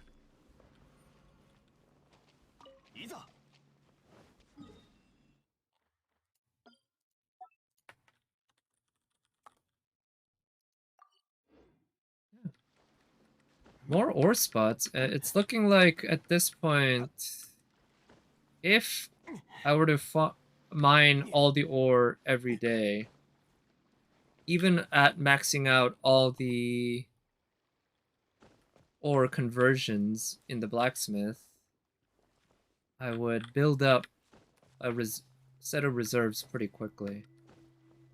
It's pretty nice because all that means is I'm not gonna be mining ore, or I'm more flexible in mining ore now because I can kind of pick and choose where to mine and still max out and not lose out on... Lose out's not the right term, but I'll still keep being able to acquire more and more and save up more and more. It's a good place to be. Because, you know, in times like today when you just randomly pull a 5-star weapon, having ore or EXP around, as well as ore. It's a good thing. I'm really gonna be needing Mora more than anything though.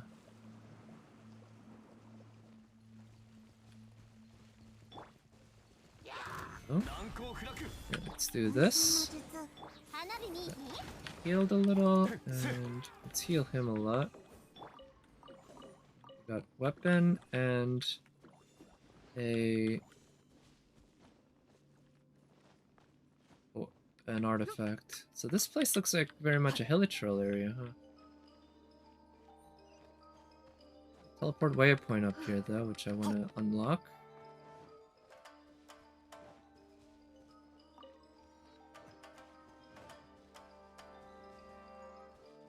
Let's not bother with that for now. I can take care of it another time. But now that I've unlocked that teleport waypoint, so I do want to go back here to explore, and as well as here, but before I do that, let me do my daily commissions. Get that over and done with.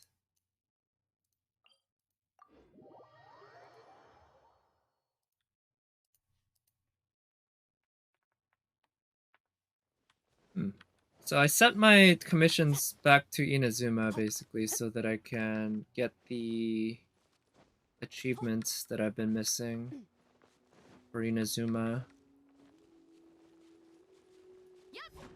But also, or not Inazuma, sorry, Liyue. But also, I've noticed that, like, Inazuma commissions definitely feel like more of a pain than the other ones. So I think Liyue ones are gonna be just a little quicker and a little less of a pain. And a little less pain is usually a good thing, I would say. Certainly better than a little more pain, in my opinion. But not as good as a lot less pain, right? But when you're playing a gacha game, there's gonna be pain. It's just a question of how much. And getting a lot less pain, yeah, that's often asking for a little too much. Also, what's up with that guy? His AI seemed a little confused there for a moment. Okay, let's get the counter. Alright, I didn't need to kill all those guys. Alright, let's take care of that. Also, I've just realized I'm getting a little bit hot here in my room, so I'm turning on the fan. I don't think it'll be audible in the mic, but I do apologize if it is. Yeah, the weather's been kind of weird lately. Last week, it was definitely felt like winter was coming. It felt cold. But this week, it's been quite warm. Not hot like summer, mind you, but just warm enough that I was uncomfortably warm, that I needed to put on the fan at night and such. Gorgeous here in Cali. Nice, well, here it's about 71 degrees this week, which is fine. But also, it's a little uncomfortably warm when I'd gotten used to it being much cooler. But I would rather have more of these days when we hit the 70s than fewer, that's for sure. I like warm weather. But Cali is 71 degrees year-round, basically, isn't it? Which is one of the very nice things about living there, I understand. Here in Massachusetts, you come to this time of year, you're gonna try to get prepared for the winter. It's just something about these winter winds that are just so damn cold. Have your hot days. I guess that's true, yeah. It must be, yeah, I mean, it also depends a lot on where in Cali, right? Because Cali is a very big state, and it covers a big latitudinal range. But yeah, I know that it can get really hot as well, but generally a pretty pleasant place from what I recall. I haven't been many times, but I have been more times than I can remember. Because I've been to San Francisco at least a couple of times. At least 3 times with family for various reasons. I went to LA once, or a couple times, but once for... What is it? LA Expo. Anime Expo, sorry, not LA Expo. Anime Expo in LA. Which is the biggest anime convention in North America. That was pretty cool. Doesn't get super cold unless you head up the mountain. Yeah, and that's what I understand about California climate. Although I do know San Francisco can get quite cold, relatively speaking. Maybe cold's not the right term, but it can get quite cool because of the bay that's there and bringing in cool wet air from the Pacific, I think. Yeah, Cali's a nice state. There's a reason so many people live there. Although, like any state, I'm sure it has its issues. I heard that they banned gas-powered leaf blowers / snow blowers recently.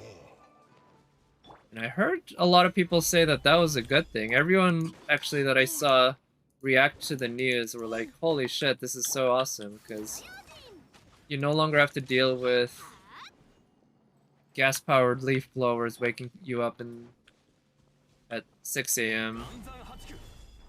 I did not think that would be that big of an issue for most people. It probably isn't. But I guess enough people cared that they needed to make a law. Everyone who doesn't mow lawns for a living. I guess that's true. Certainly I don't appreciate it when I get woken up at 6 a.m. by my neighbors doing lawn work or vacuuming or something. Waging war on the poorest. I guess that's a fair point. The poorest people are often the people making money by doing that. By doing yard work. But I also heard that it's only gas-powered, so they can get electric-powered. Which also seems very much in line with California, with the, what is it? The California brand. Banning gas-powered stuff so that electro-powered stuff can, so that people are forced to use the electric-powered stuff. Hey, it's better for the environment, right? Probably? Yeah, definitely, actually. Knowing what I know about energy, even if it got energy from a coal-powered plant, it is almost definitely way more efficient to use electric-powered ones than gas-powered ones. Oh, it doesn't work for long? Really? Well, I don't know much about them, but I'd heard that there were battery-powered ones that you can get, but maybe those are only for people who do it for their home, basically. And it's just doesn't provide you with enough power or whatever. Or energy, maybe. For a professional business.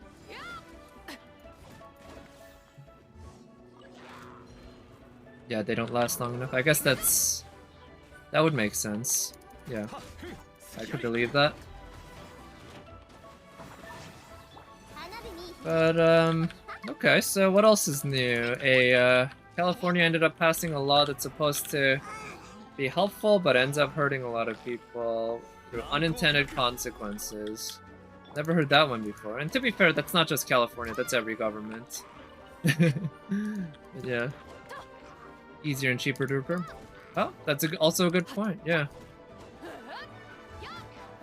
There's a lot of those little things that I personally don't think of because I don't know that much about it, but those are all very, very cogent points that didn't immediately occur to me. Like how little power or energy a battery can hold, or the maintenance. Yeah, that's an easy thing to forget about. Maintenance is such an important factor to anything in life, but especially if you're running a business, one that does physical labor in particular, but even if not, everything needs to be maintained because everything wears down. even things without moving parts, but especially things with moving parts.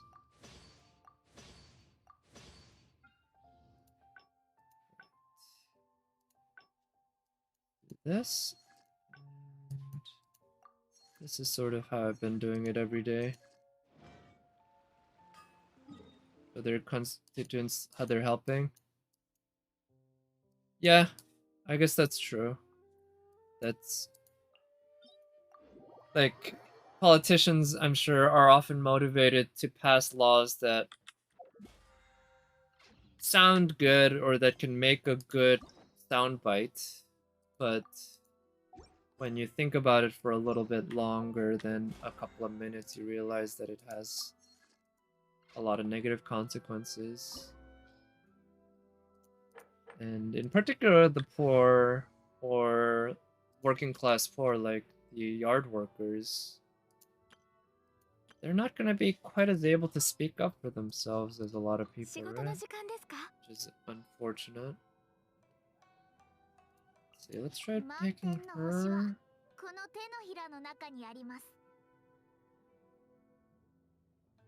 I want to take, yeah, Cryo, her. Let's take Noelle.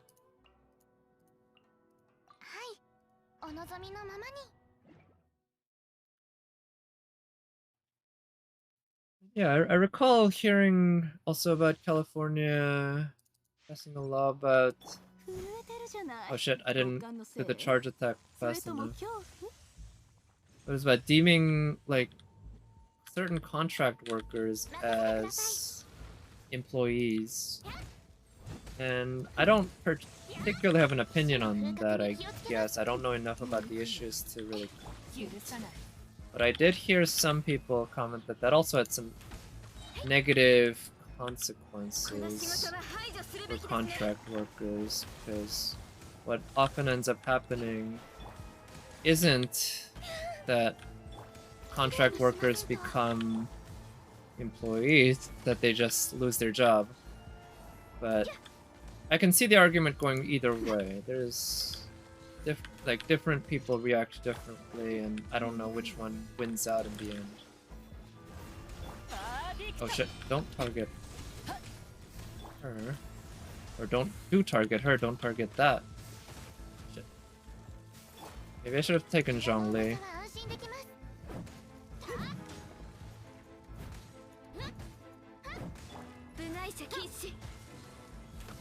One. Okay. Let's see.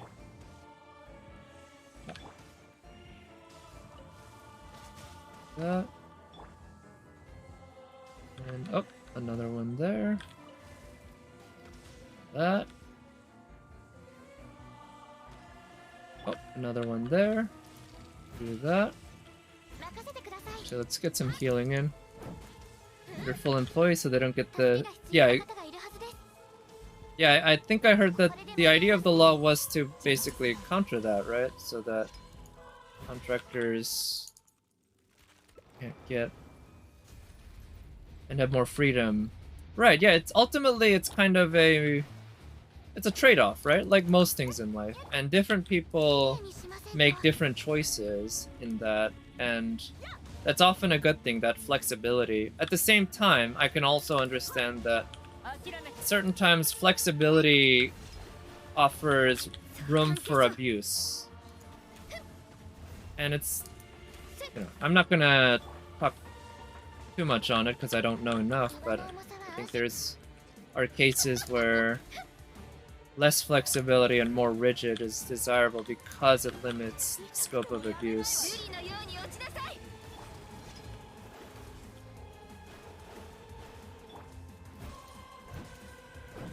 Let's see.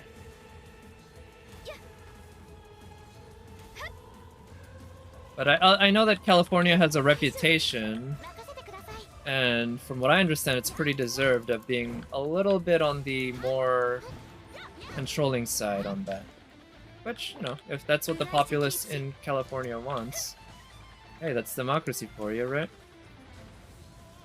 People who don't like it can move away, and many people have, I'm sure. And people who like it can move too. That's certainly a thing. It's funny to think how much of American culture really is sourced from California. Or at least American pop culture, anyway. So much of the media and the online stuff, social media, movies, even video games to a fairly large extent, although video games I feel are probably a little more spread out. And how probably a lot of the standards that they set there are influenced by specifically California's laws and culture and such. Yeah. Tesla. Oh yeah, I do remember reading about that. Tesla moved to Texas fairly recently. Yeah. And if that was their best choice, you know, who can blame them? It's not good.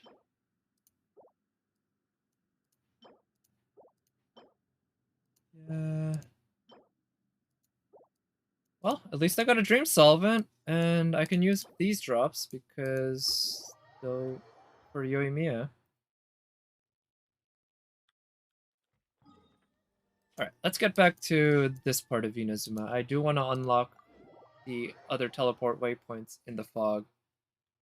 I'm just a little bit confused as to where the other feathers are, because I thought I had done a pretty good job of exploring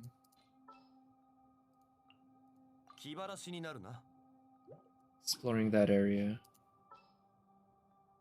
Here's what we're gonna do. Put Sayu in. Sayu's the fastest. We got an Electro. And we got a Cryo to deal with Electro enemies.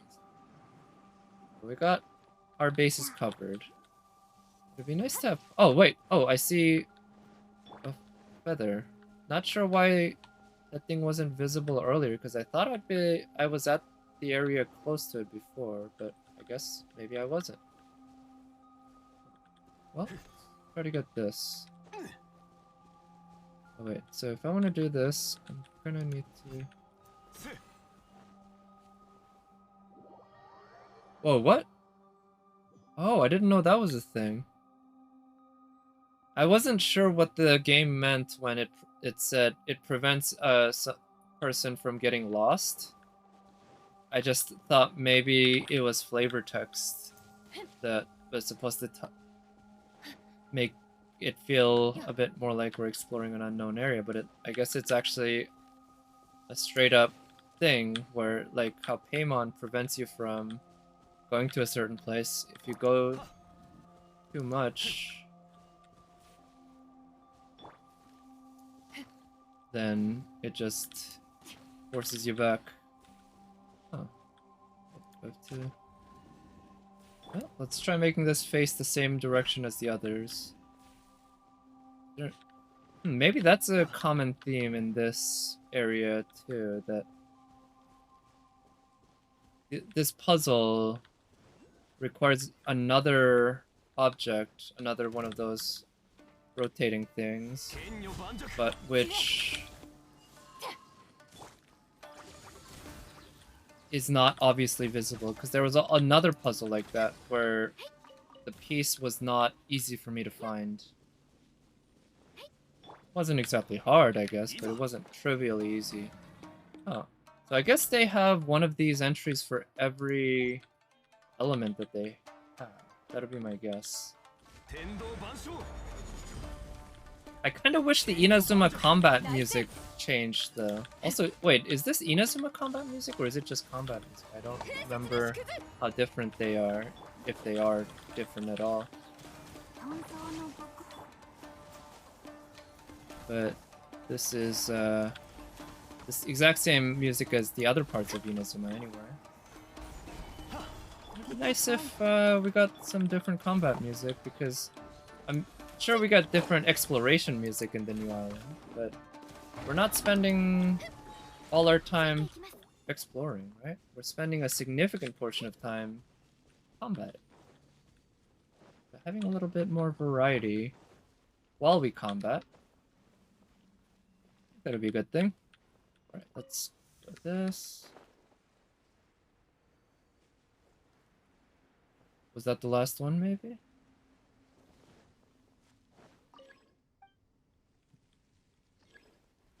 Okay, yeah, that was the last one. Alright, 2 out of 3. One more to go.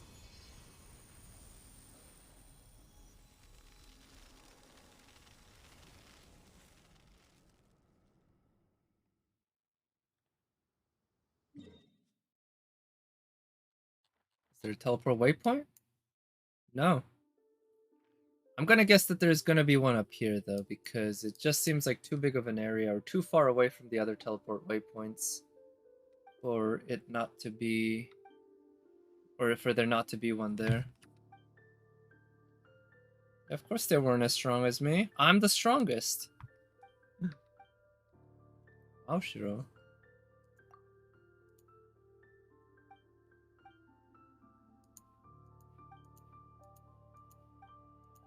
Although, it's not like I did anything that required that much strength. I just collected some feathers. I feel like anyone could have done that.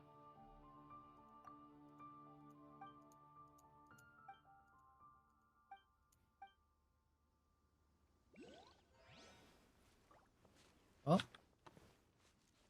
let's head up north. Oh, I see a Shrine of the Seven up there. I won't teleport, I'll just go because I don't think the teleport waypoint... Not Shrine of the Seven, Shrine of Depth. The teleport waypoint doesn't seem to bring me any closer to my destination. Just kind of sideways. I'm gonna leave it at the original. And I'm gonna assume that over there somewhere is another... That's not gonna be possible. I'm pretty sure I need to actually activate that first before I'm capable of doing this challenge. So let's forget about the challenge for now. I think there's a chest in there. Let's go get it. Also, I see a boar. Which didn't notice me until that moment because Dayu is a goddamn ninja. Wait, what? That?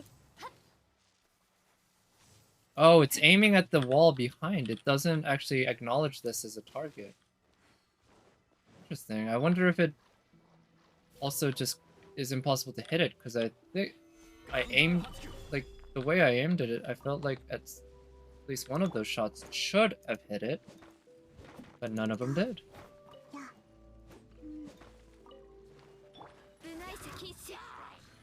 Oh, some guys there. Take care of that.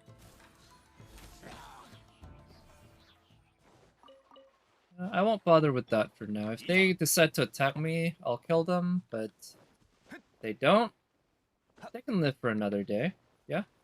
I'll be back another time. Also, I think I used up my last Shrine of Death key, so I can't open that, but that's okay. There we go.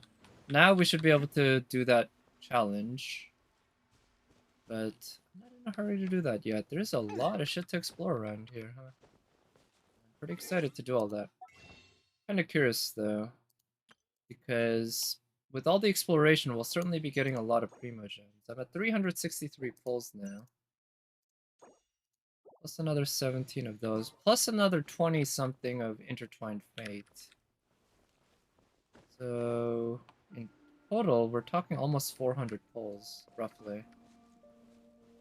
Yeah, that's a pretty good place to be. I'm thinking more and more that there's a high chance that I'll be pulling for Hu Tao.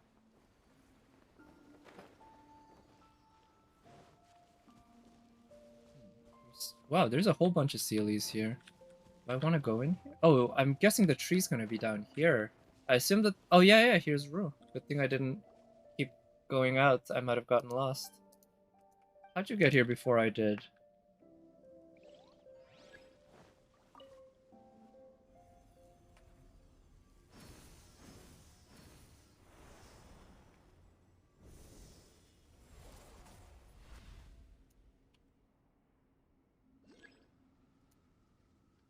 Well, looks like there's a relatively easy to find one this way.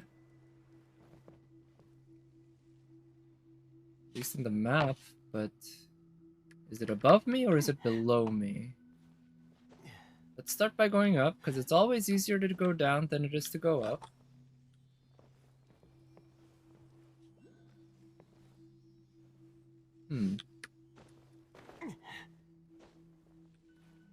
Still not seeing it, but it's... In terms of location, it's somewhere in front of me. So I'm thinking it could be on top of that ledge over here. So let's keep going up.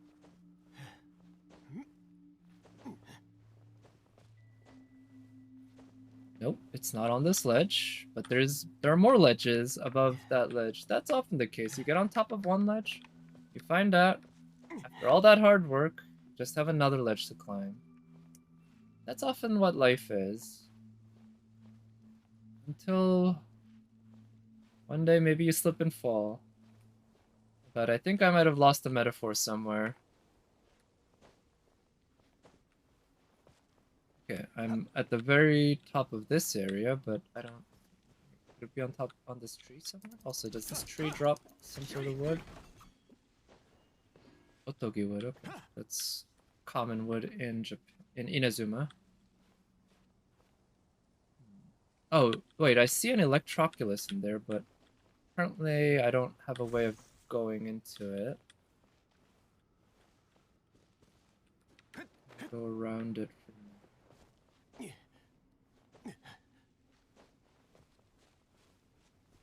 Is there something here that I can activate to allow me to go in there? Any of these trees do anything other than Otogi? Aralia. I'm guessing I've encountered Aralia wood before, but the name doesn't ring a bell to me. In any case, it looks like the feather is somewhere around here. The fact that I haven't been able to find it by going up tells me maybe I need to go down. Try going down this way because it's the opposite side from where I came up, but I'm not seeing a whole lot. So I'm gonna take this and... Oh shit! Okay, I didn't realize that that was gonna activate that. Let's wait and... Yeah, let's wait to refresh this. Yeah. I saw that and I assumed that there's no way I'm gonna be able to climb up that high before the Electrogranum disappears, but with that kind of dash point, it allows me to do this. So now we got that. Looks like there's another Electroculus around here, but it must be under something. It might be in there, because what I initially was planning on doing was summon this and then go down here. Yeah, okay, I didn't see the Electroculus first, but here it is. However, the actual feather I was looking for is not there, which means obviously I need to go somewhere else to find it. No, these look kind of like gravestones, don't they? Like, they don't look like a cross quite. They kind of look like a cross, but not quite. Like, these things also look like crosses, but not quite, right? Yeah, they have a gravestone kind of feel to them. Okay, so going up didn't work. Let's go down. Oh, they're the Sealy. Oh! Wait, are the feathers and stuff down in here? Excuse me, in the water? Oh, so here's my guess. I'm gonna need to chase these Sealies down, for the most part, in order to activate some mechanism which lowers the water, which gives me access to the feather and whatnot. Feathers. And besides just me assuming that, or me just feeling like that's a common video game thing, in Inazuma already we've had at least one puzzle that involved lowering the water level. I wish we got more complicated water level puzzles like the water dungeon in Ocarina of Time, or in any Zelda game really, but I know the water dungeon in Ocarina of Time is kind of notorious for being annoying and difficult. And I will say maybe it has that reputation because many people played that game when they were kids. Because I played that game for the first time when I was 20, 22, in that range. I didn't find that dungeon all that difficult. I remember I didn't get stuck on it, like at all. And I was a little confused because so many people had told me that was kind of hell. But the puzzle actually seemed fairly basic. Yeah, it's annoying, I guess. Maybe that's what it is. It's kind of annoying putting on the goddamn weighted metal boots and all that and having to traverse over and over again. Oh, did they actually make it easier? Oh shit, that's possible. Because I played it on the GameCube, on the re-release. If that's the case, that must be why. I played the easy version, and here I am talking about how good I am at solving the game when I just played the easy mode. Huh. That's surprising. I would have thought they'd kept the original. Just because it's such an important game. The one part of the water dungeon that really frustrated the hell out of me, though, I will say, is the Mirror Link boss fight. I feel like, I don't remember too well, it's been a while, but I feel like it was really frustrating to me for a good long time until I figured it out, and it became easy. But it really frustrated me until that point. Camera angles that show the things. Oh, oh, I see. In that case, maybe I wouldn't blame them for doing that, because yeah, if the reason it was so annoying is because of the camera angles. I'm not a huge fan of difficulty coming from camera angles that don't show you what you want to see. I don't think most gamers are fans of that. But okay. So yeah, I must have played easy mode that way then. That's what allowed me to basically just not get stuck ever.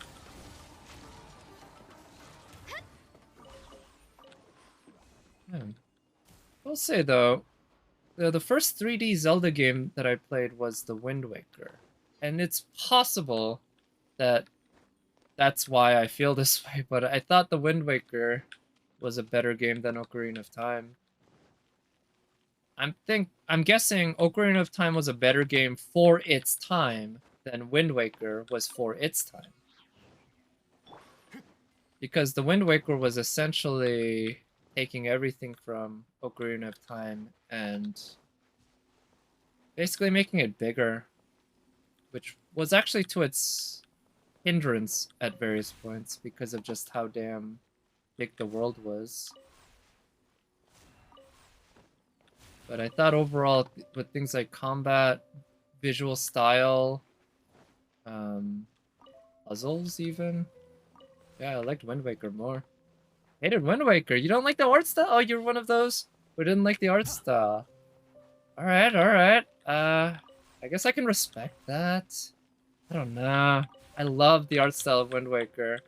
Just thought it was so pretty, and I liked the simplicity.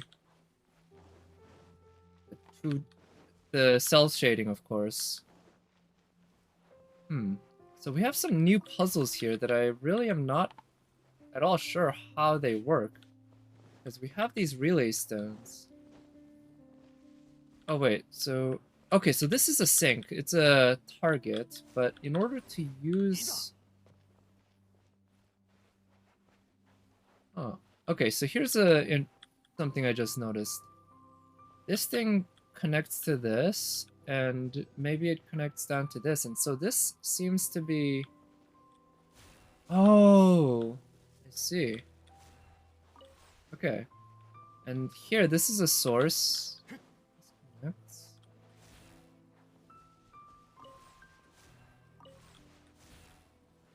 Huh.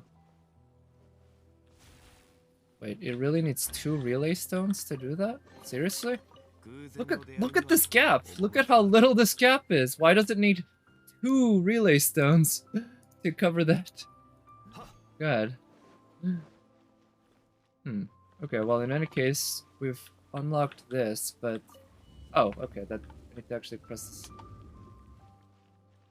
And, you know, the only two... Oh, whoops. 3D Zelda games I've ever played are... Actually, that's not true. The only two 3D Zelda games I've played to completion are Wind Waker and Ocarina of Time. But I did start playing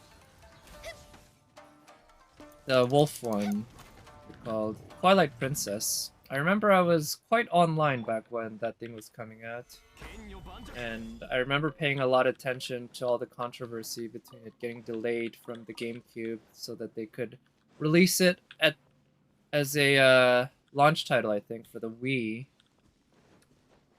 while also releasing at the same time on the GameCube. It's not like they canceled it for the GameCube, but they delayed the GameCube version even though it didn't need to, so that it wouldn't come out before the Wii version. I think that's what happened, anyway. And then, and also they mirrored the entire world in the Wii version, which is a choice that struck me as odd. I would have thought they could just mirror Link. Interesting. I wouldn't have thought that the entire world would also have to be mirrored, that the world would be flexible enough to handle a right-handed Link. But I don't know, that apparently wasn't the case. But I guess the thing about Twilight Princess that annoyed me was that it seemed to assume that every player was playing their very first Zelda game. And I get it, it's supposed to be a kid's game, they want to make it easy and approachable, but they spent so much time going over all the basics, and it was like 8 hours. I was 8 hours in before like the plot really got started, and I was just bored at that point. Yeah, Link is supposed to be left-handed indeed, but I believe for the Wii, because they wanted to obviously use the Wii controls, which most people are going to be using it right-handed. Oh, neat. A blue. Yeah, they made him right-handed for the Wii, but they didn't just make him right-handed, they made the entire world flipped so that he's right-handed and he exists in a mirror world.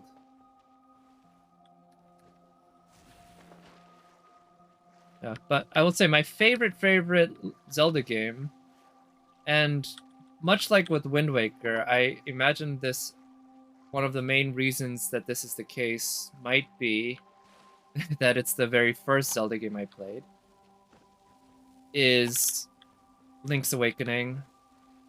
To me, that game just... It was also one of the first games that I played with an actually really good story that touched me in the feels. And it was just a masterfully designed game. I thought in terms of the puzzle progression, world exploration progression. Combat was probably the weakest, but I was just a kid, so I didn't really have much of a care or appreciation for combat. Oh shit. Oh wow. Huh.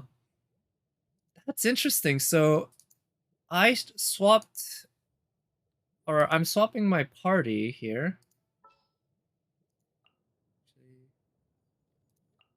Let's use that. Now, normally, when enemies appear while you're trying to swap party, the game just stops you. But here, it seems that the Geoslimes did not notice me in time to actually stop me from switching, which is good, because that's why I'm not wasting time. Is that it? Are there more? One of the annoying things is you can actually not tell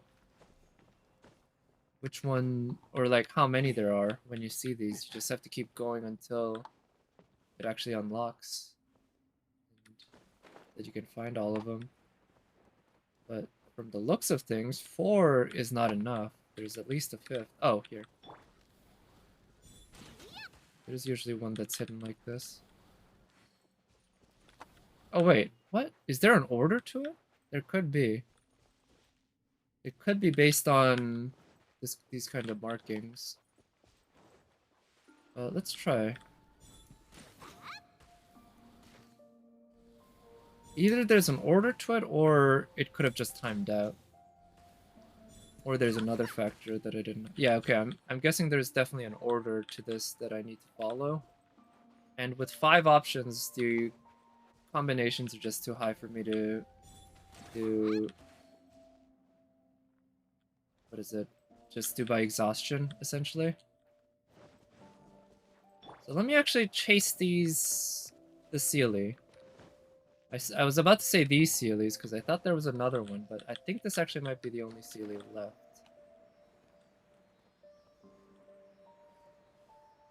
It's a neat area, though, but one thing I just realized, I might be getting too far away from my actual goal.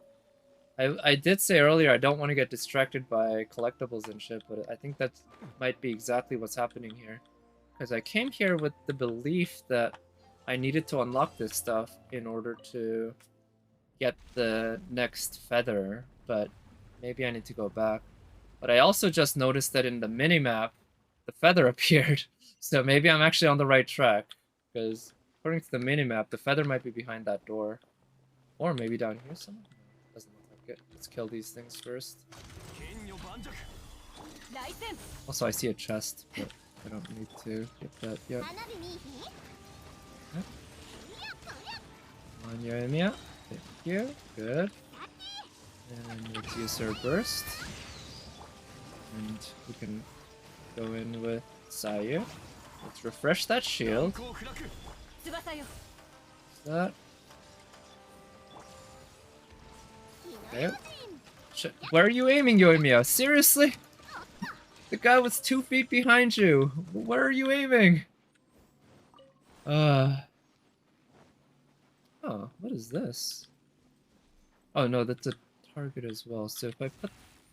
Okay, these things really need a lot of guidance, huh, to go anywhere. So this thing heads this way.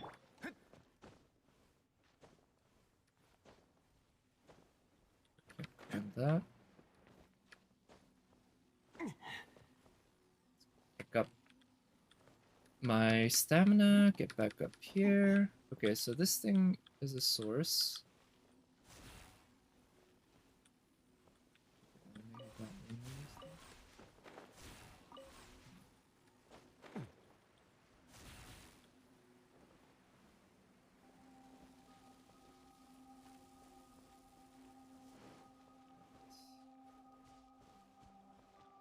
That. Do I have another relay down somewhere? So this thing connects to this. Which connects to... Oh, there is a relay stone here. Nice. Connects to this. I think maybe just placing one here will suffice. There it is. How many? Oh, right! We have 1500 limit for artifacts now. Sweet. I'm just not gonna level up artifacts for a while. So that I can get this up to like fucking 1400. Yeah, that's gonna feel damn good having that many artifacts in my inventory. So I can just freely, at some point, level shit up. But why 1500, right? Why not 2000 or even 10,000? Like, either that or just some system of storing fodder that doesn't involve taking up space like this. Okay, I'm gonna guess that there's some puzzle that I need to solve in order to reduce that water.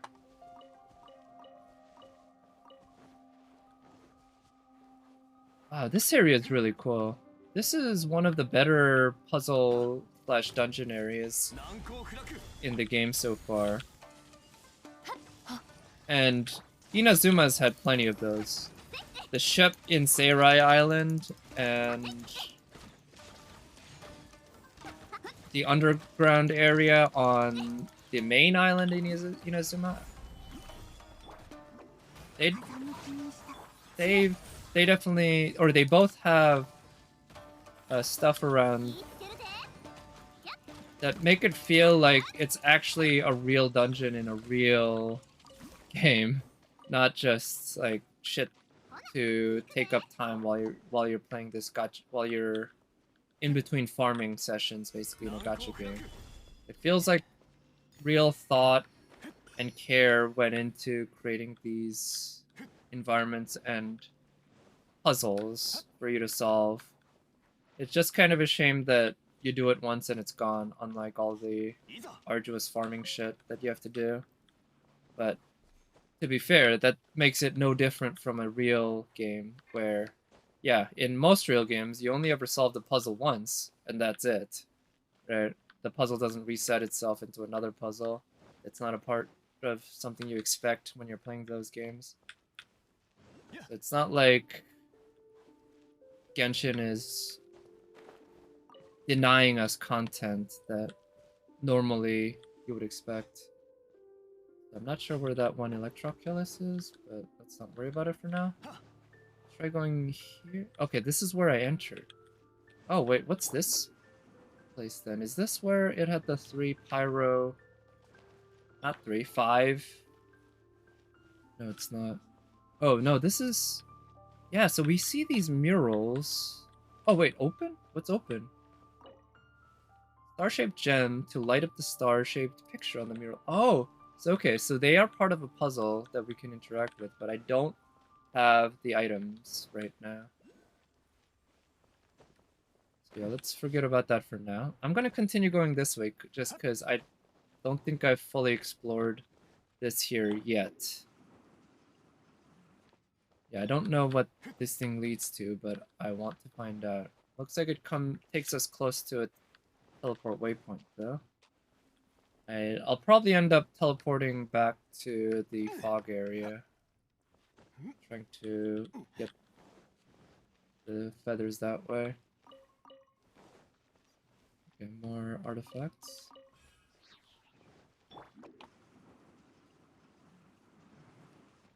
I really wish Sayu that when she presses her E, or when she does her hold E, a jump should not interrupt that. Basically, you should be able to jump and land and continue your roll. And it'll be essentially... Hell, make it even so that the timer still keeps going while you're in the air, so that you end up with overall less time rolling. But even that would be preferable to this, where the moment you run into a little bump that stops you from rolling, you have to reset, and if you want to roll again, you have to wait for the cooldown to end. This way, you could just keep rolling and jumping over those and roll again. I think that would be perfect for Sayu. Alright, I recall, I think I was here before. This is an exit where, yeah. Oh, yeah, okay, this is a puzzle.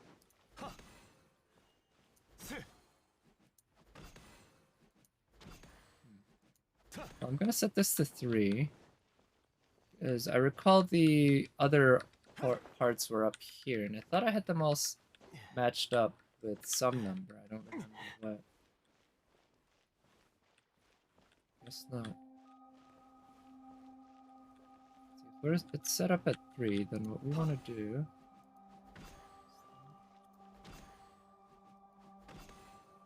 Oh, but hitting these Oh, also changes that. Oh, okay. In that case, that's not too bad.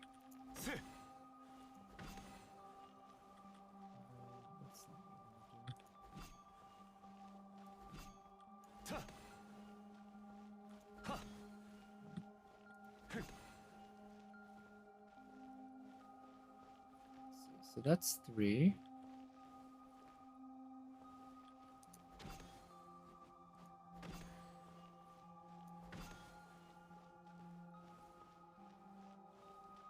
Okay, so I'm gonna need to make 1 and 2 here synced up.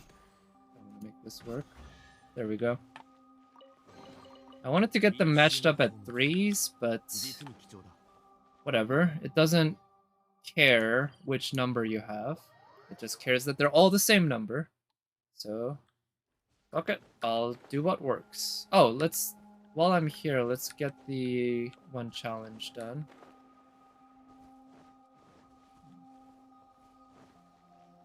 Oh, here's another puzzle, but I'll ignore it for now. I'm not in a hurry to solve every puzzle here. I'm in a hurry to unlock the map. And I'm hoping that I'll also get a teleport waypoint to play with over there. Do this.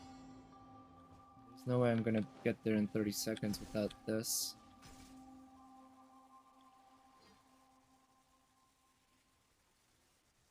Maybe somebody with Kazuha could do it? I don't know. Maybe Shao?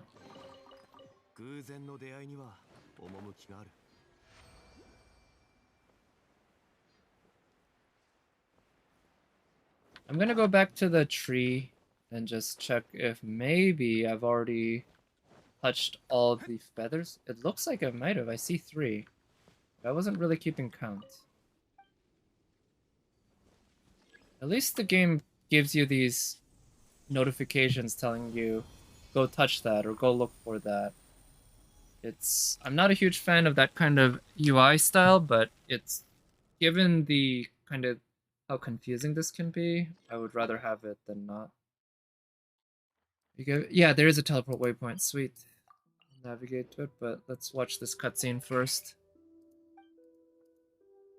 Easy peasy Japanesey. Inazuma and... Wait. Oh, okay. Came before. Okay, so I guess... Wow, this is a really secluded island if he doesn't even know about Inazuma. It's not that far away from Inazuma at all. I mean, I considered it part of Inazuma, but I guess the fog really is... It's debilitating to this population. Yeah, that seems to be a common theme in Inazuma as well. This sort of being isolated because of natural things, but also these natural phenomena are not that natural, it turns out, often.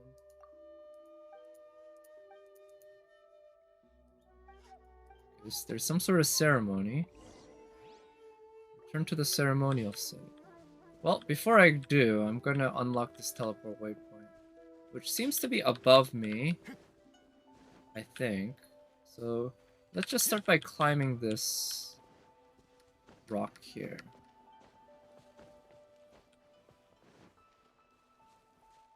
I'll say so far the music in the new island is good, but not to the same level as the other areas. I think I liked the Seirai Island music quite a lot. And also Watatsumi. This music is good, don't get me wrong, but it just doesn't resonate with me as much as the other ones for some reason. I'm not a music theory person or particularly even that interested in music, so I cannot explain it very well. I just know what I like and I know what I dislike. I don't dislike this, but I don't like it as much as some of the others.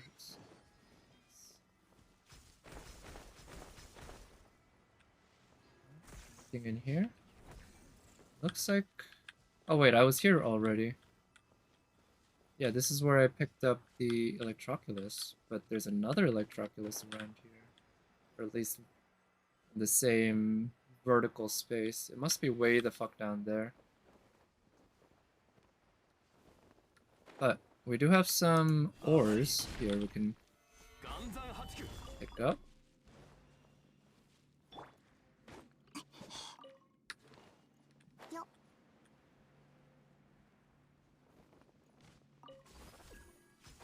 Yeah. Alright, simple bridge. Still not sure what these statues are supposed to do. As in... And by not sure, I mean I have zero fucking clue. Yeah, I have a bad habit, and to be fair, I think many people do, of saying I'm not sure when I actually mean I have no fucking clue, right? It just feels natural to say I'm not sure when as a default or as an automatic response when I'm talking about something I don't know. But when I say I'm not sure, that implies something. It implies that I know something. But sometimes that's not the case. Often it isn't. Often I just have no fucking clue. So I need to get better at that. Speaking of which, I've listened back, or I've watched back to some of my VODs at times. Not all the way through, usually. Never, actually. But just checking out bits and pieces. And I've definitely picked up on some habits that when I speak that I'm not sure if they're negative or positive, but they're there. And maybe it'll be good to get rid of them or just try to notice them and work on them. I definitely say definitely quite often. Not as often as Rain Man, but I say it probably more often than I'd like. Ooh, this music's good though. Let's get the job done. I also noticed I often say I've said this before, that phrase or something of that sort. And I think the reason I say it is because I often repeat myself on streams. I'm not a master speaker who can come up with new stuff to say all the time. And when I'm talking about the same thing in different times, I often say the exact same thing because my feelings haven't changed or my opinions haven't changed. But it feels a little awkward to keep saying as I've said before, I've mentioned this before, things like that. So I'm gonna try to avoid saying that. It feels like it's maybe a little too apologetic, that kind of style of saying, "Oh, I'm sorry to waste your time because I know I've said it before." Being that apologetic is not, in my view, a good style, and maybe I find it a little annoying at times when I hear somebody repeating themselves again and again, and that might be one reason why I have this impulse to pre-apologize in a way for repeating something that I've said before.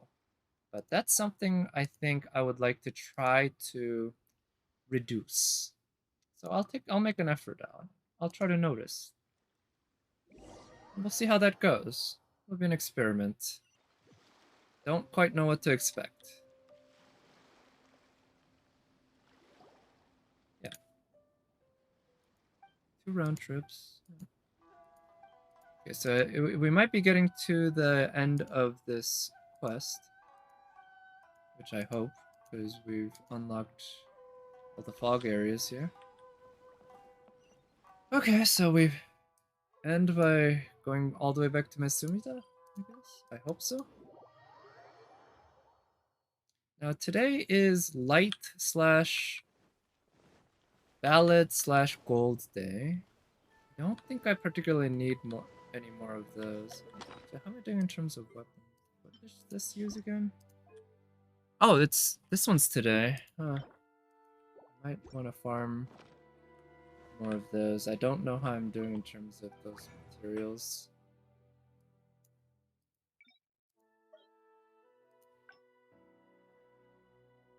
Yeah, I'm not doing very well at all.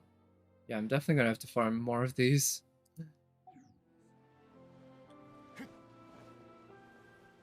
Then again, I'm not in a hurry to... Oh shit, I think this is Sayu's... Yeah, this is Sayu's quest. I unlocked it earlier, and I accidentally started it, but let's see where this goes. Those are my thoughts. Okay, sure.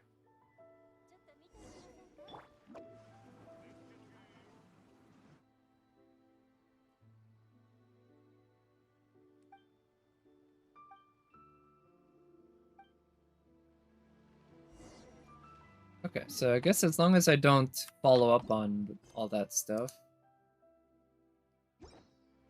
Oh, okay, so it just also turns out that the area that this woman is also where Sayu's story was guts.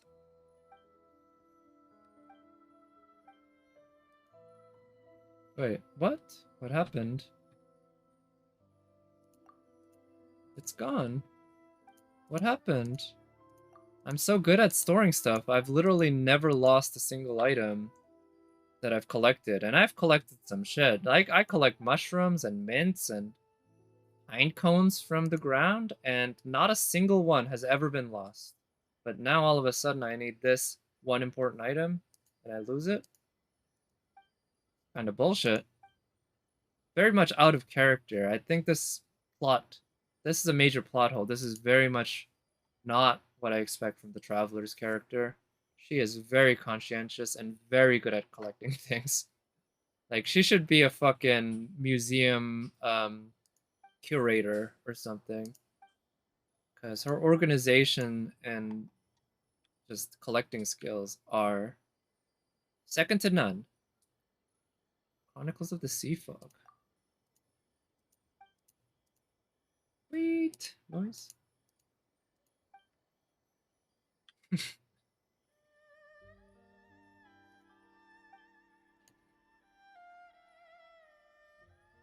Grew even louder. Only then did I recall, like a lightning bolt piercing the fog, that promise I made with a friend. Only then did I recall that this world was not all beaches and sea, but cities and trees also.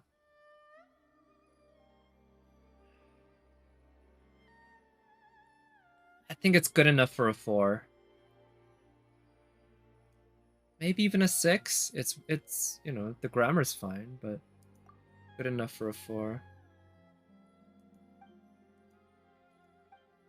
Certainly not an 8.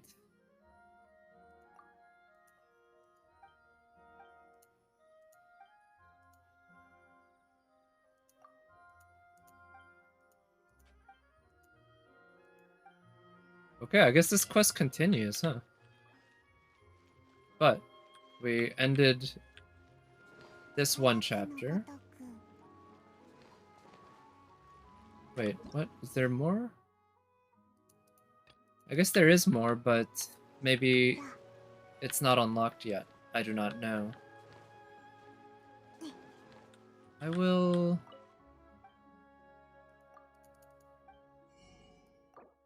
I'll do it one day, though.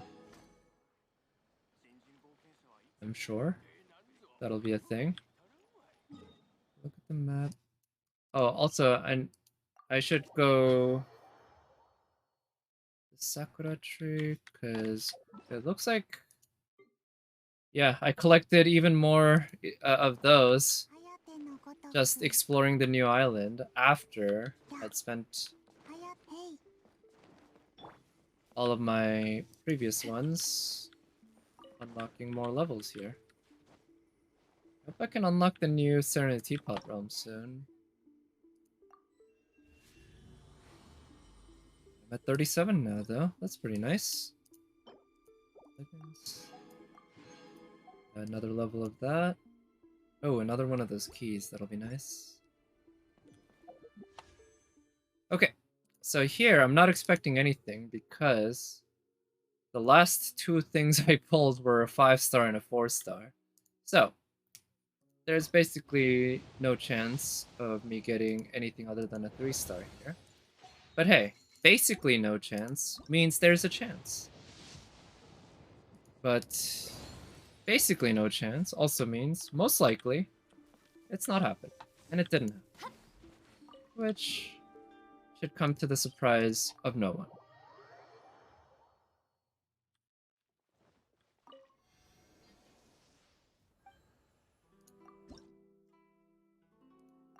Still a bunch to go. 6 more for another level.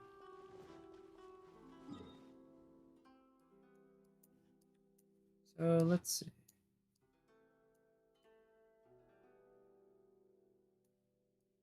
Alright.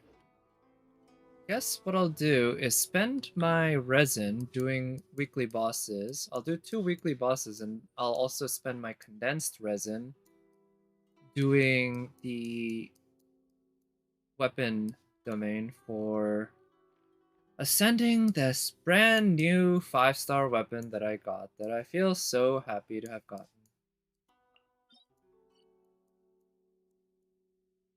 Because, god damn it, a crit rate 5-star catalyst is sure gonna be useful for me.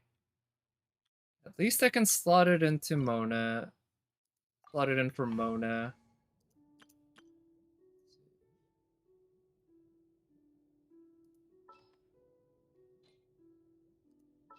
Let's replace her with the shielder.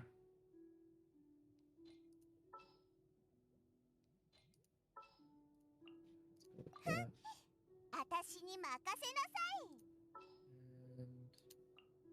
her?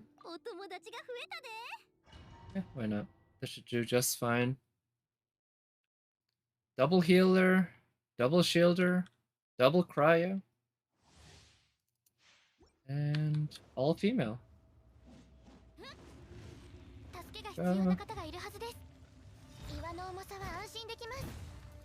Oh, nice. You can heal during this with Noelle, even though you can't actually harm this guy.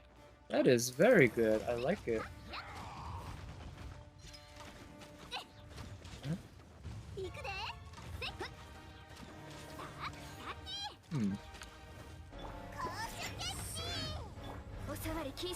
I wonder, with enough dodging, could I do a proper solo of this with Yoimiya?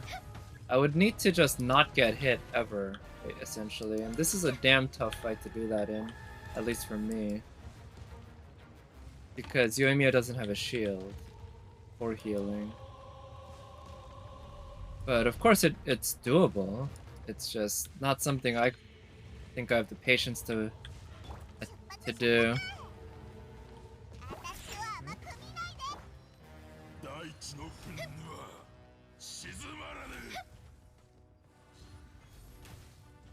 Okay. That. Oh shit.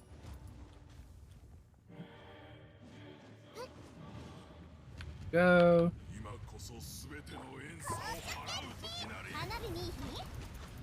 Yeah, do some melt damage, Yoimiya. Nicely done, Yoimiya. Come on. Use her burst. Shield. That. Just kind of relying on that shield right now. This H-Daha fight's definitely built with shielding in mind, so I'll embrace that and just shield folks.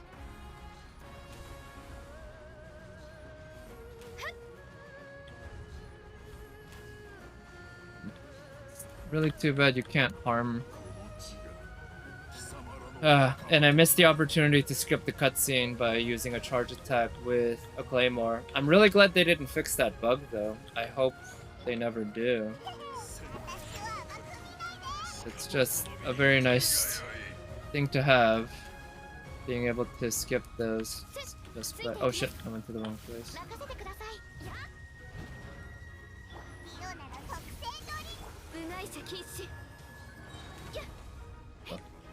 Yeah, just by using it, you can skip so much of the animation time. Oh shit. Wow, that did a lot of damage.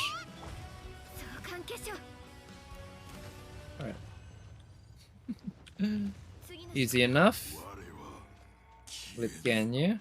I remember the first time I tried to beat this guy without Ganyu, and that was tough. I guess it still isn't easy, but now that I've gotten the hang of him, he's not really a challenge, and with Ganyu he was never hard. Unlike me, because when it comes to Ganyu, I'm usually hard, if you know what I mean.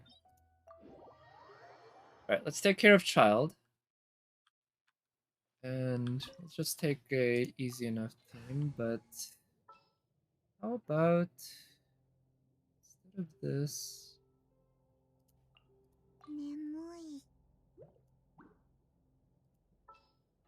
Bring in Jingchu.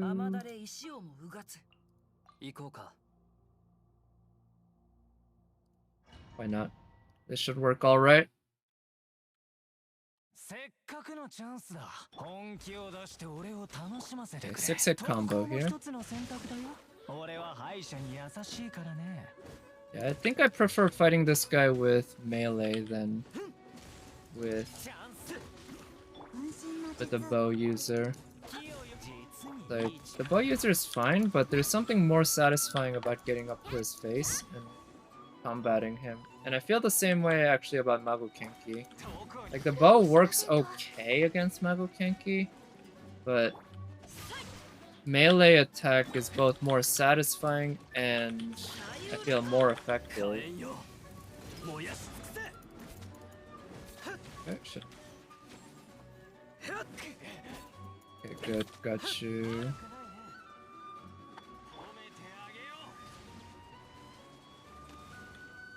Okay, let's activate that.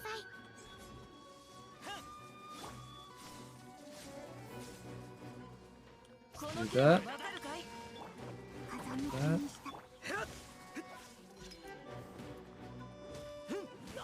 Oh, okay, good, got him staggered. Let's keep hurting him this way. Okay, good, staggered, good. A little more damage that way.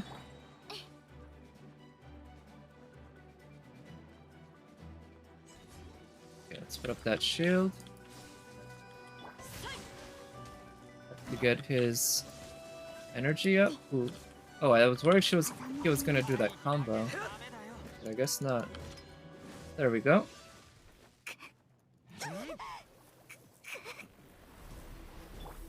Shield's not off cooldown. Neither is his E. Oh, now her shield is off cooldown. His E is. I shouldn't have done that. The order's all wrong there. Right, let's use his burst and his burst. And yeah, let's dodge his attacks while going to town with Diluc. Okay, dodge through his attacks. Okay. Okay, I think his E is back up. Good. I guess that's not terrible, to be honest.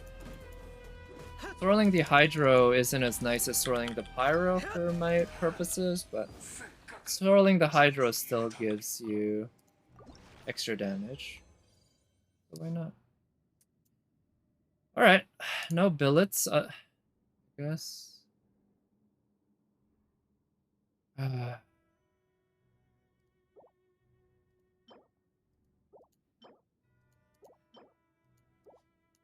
Garbage. I don't see myself using that defense goblet one. Not for the... Well, maybe it could come in useful for somebody that you want EM and... Oh, that snake. Oh, right, speaking of which, yeah, it was only months into playing the game that somebody pointed out to me that there's a snake around the battle pass here. And that's been there since day one. But it took me months of playing before I realized it. And now I guess I noticed it a lot more easily. But that red eye, at first I thought was like a notification that I needed to pick something up.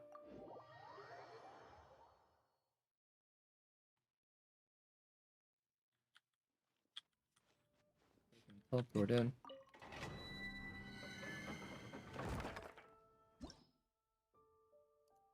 So this is Hydro, which means I probably shouldn't take Jingchu. Instead, let's take another Cryo support. Like her. Yeah, should do just fine. A cryo DPS might be a better way to go in general in this case, but I kind of want to play a bit more with Diluc. I haven't played that much with him recently, and he is probably my second best DPS if I'm being honest. It's either him or Yoimiya, and I think he's a little bit better. As much as I wish my second best DPS was Beto, she is nowhere near that level for me right now. I do enjoy playing as Diluc quite a bit. I think it's fun.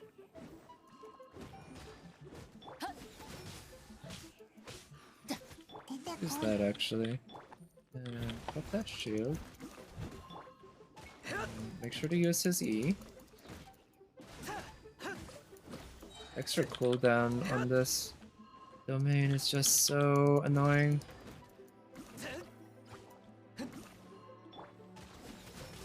I'm not sure what I would choose if somebody told me that I could get rid of any one thing in Genshin.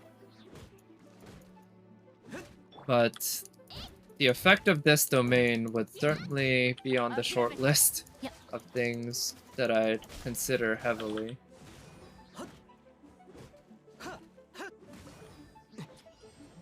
Okay. Yeah, let's use that, and then that raises the crit rate. So I hope that thing can crit a bit. And good. Let's kill this guy. Oof, nice. I think we got a crit there at some point that really helped destroy. Oh shit, don't hit me. Get that shield. Use that burst. Let's heal up a bit. Oh, good. Ran away. Let's use Rosaria. And... well, we only have Hydro to swell, but... this way we can actually slam them to death. On crit. God damn you, crit! There we go.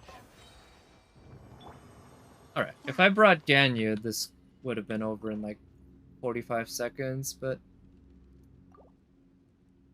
I guess I went for fun instead of speed. The look is plenty fun, even though Ganyu is also really fun. I think I'm starting to hit the point in Ganyu where I am starting to get a little bit tired of her gameplay style. It's fine, but just doing that same thing over and over again is... it is repetitive, yeah. In a way that can get a little boring over time. Even if she is still my favorite DPS that I have. Do that. Oh shit. I didn't dodge in time. Use that.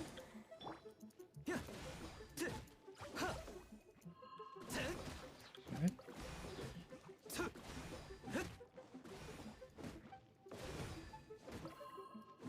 Get out of there. Shit.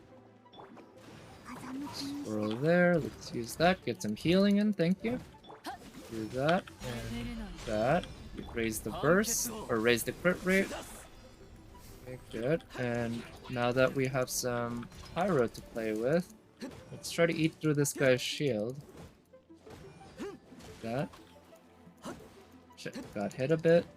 Can we anima through this shield? Well, that worked.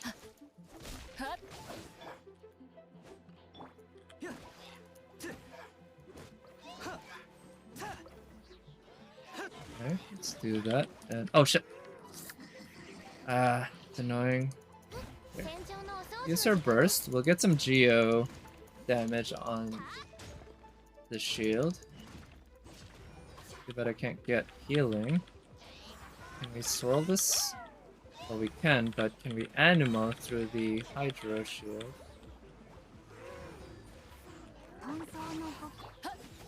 There we go. Let's use her burst for the healing. And she can focus on getting her healing and energy up. And Dila can focus on killing shit.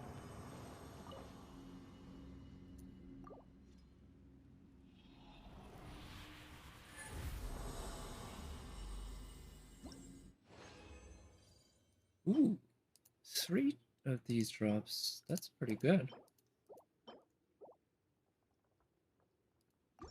Alright, I'm gonna leave the domain for now. That'll be it for my resin usage today. I have plenty of time on Saturday and Sunday to run it if I want to. Man, 5 stars really need a lot of these.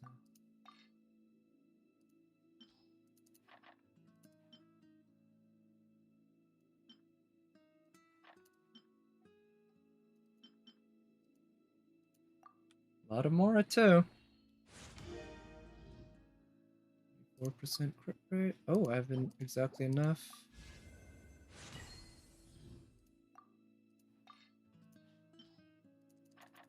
Here, let's see if we can actually use up a lot of my 2-star materials.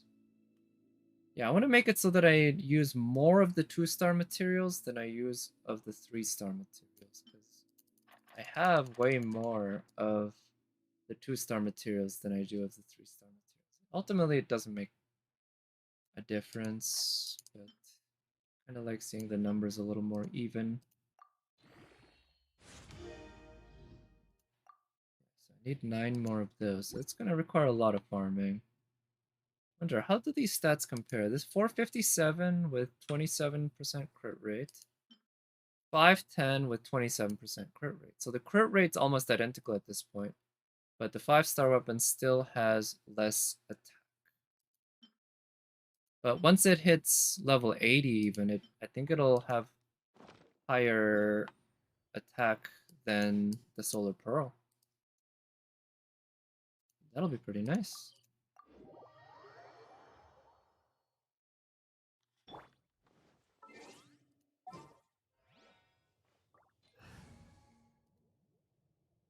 Okay, so I'm gonna finish off by doing my ore mining. But while I do that, let's put on some music.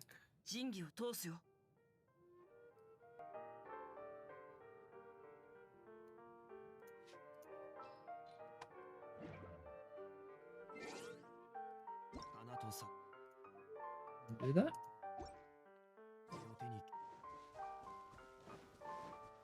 Oh shit, I forgot. Or I almost forgot. Another thing I should do today. This test run. Let's just get through these. Collect my rewards.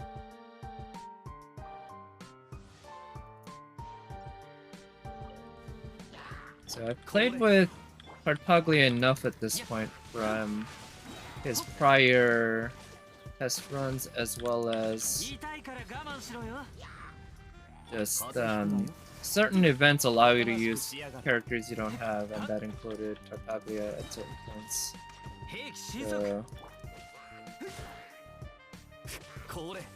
pretty good at using him, I guess. Well, I don't know. I don't feel like I have trouble figuring out how to use him. He's pretty straightforward.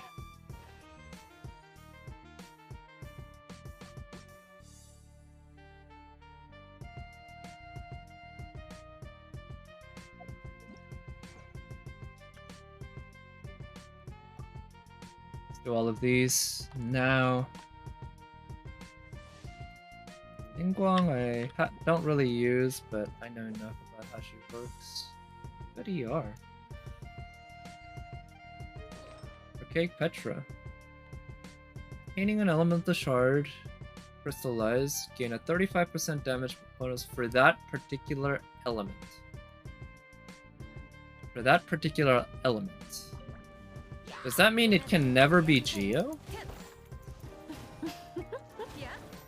Which seems like kind of bullshit, because don't you want a Geo?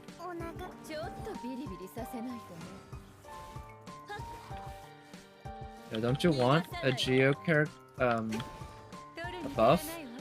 When you put Petra on?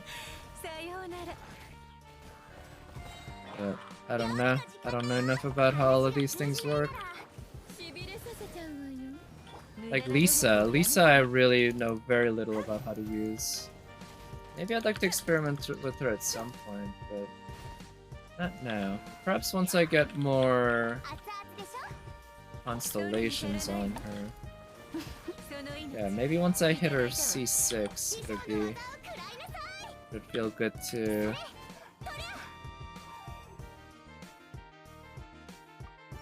Oh, I was kind of hoping she would just fall to her death there right after, but I kind of missed. But it'll take a while to C6 her.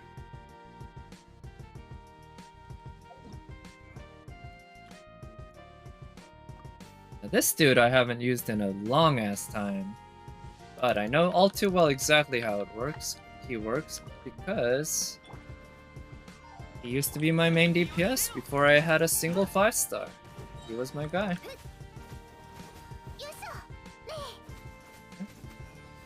Yep, can turn it into re-attack into cryo.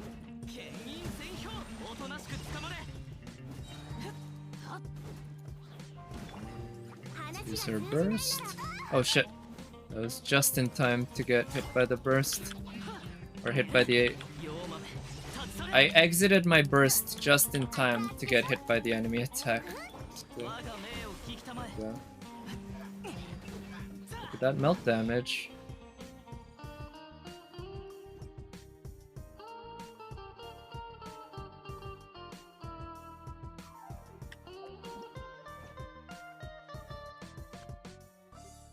Right, let's end with Yanfei, and then collect all of those rewards. And then finish my mining. Oh, they gave Yanfei a solo, huh? What are Yanfei's stats? I'm gonna guess it's gonna be another 50... No, what? They gave her 87% crit rate? Sure, okay. Crimson Witch, yeah. Unfortunately, you can't see the actual stats, right? All you can see are the artifact details. Oh, she must have a crit rate. Oh yeah, this is the very same weapon that I picked, that I got today. So I know that you wanna do 3 and then charge attack, and then 1, 2, up, and then charge attack. Yeah, let's use her Q, and then charge attack. 1, 2, 3, and then charge attack. Which is a pretty good, like, setup, I guess. I still really don't like the feel of any Catalyst DPS.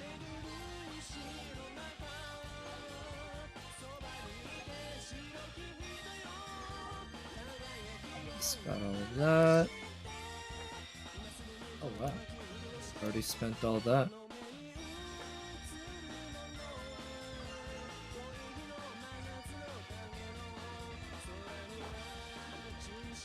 Okay, time to continue picking up more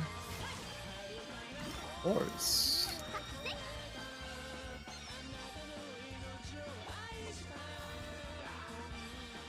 This is fun when there's fire around and you can just go in with Sayu and burn people without actually really attacking them directly. Like, you can, and it works, but you often don't have to do a whole lot of it.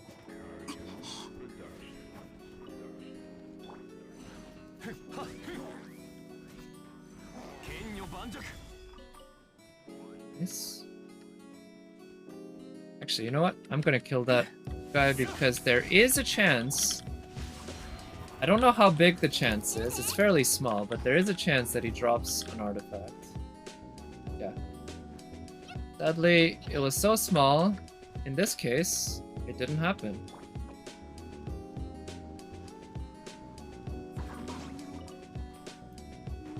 Oh, also, I need to pick up the catch, or the catch refinement. I think I have one more refinement that I can pick up right now because I have the pufferfish. Man, I'm actually kind of a little surprised that I got through all the teleport waypoints in the new island today. I wasn't... Well, I don't know. I don't know what I was exactly expecting, but I was a little worried that there might be so much stuff to get through that I wouldn't be able to do it by today. But it looks like, at least, that I did get through all the fog stuff.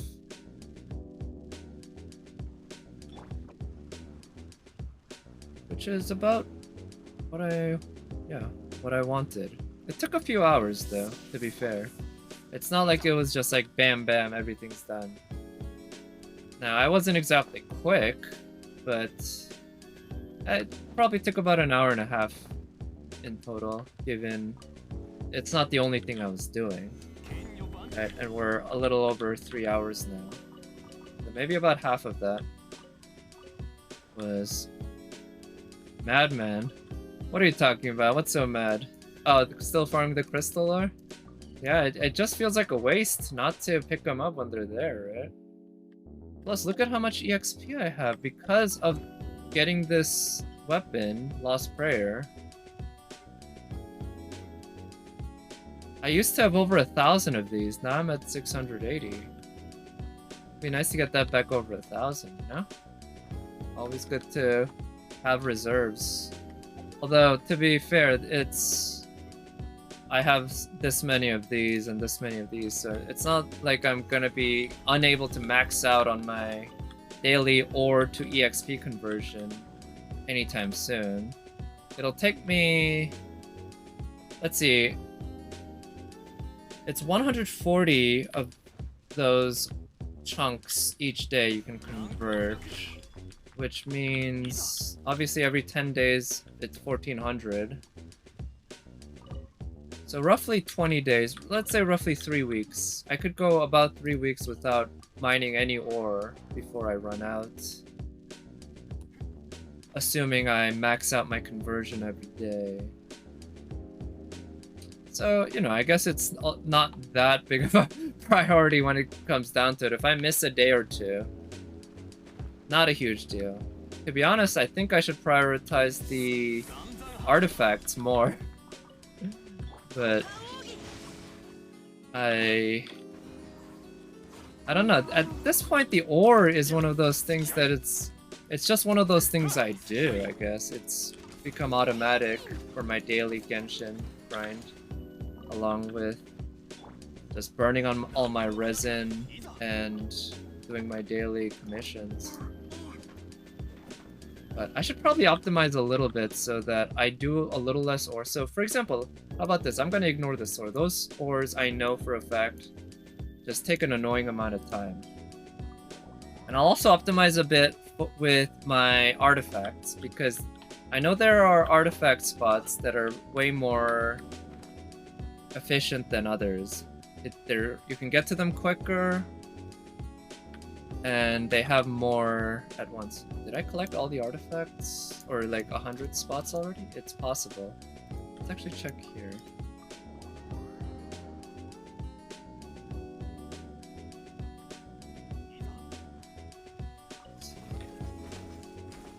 Nope, I didn't max out. I must have collected that artifact point already, either today or very late yesterday.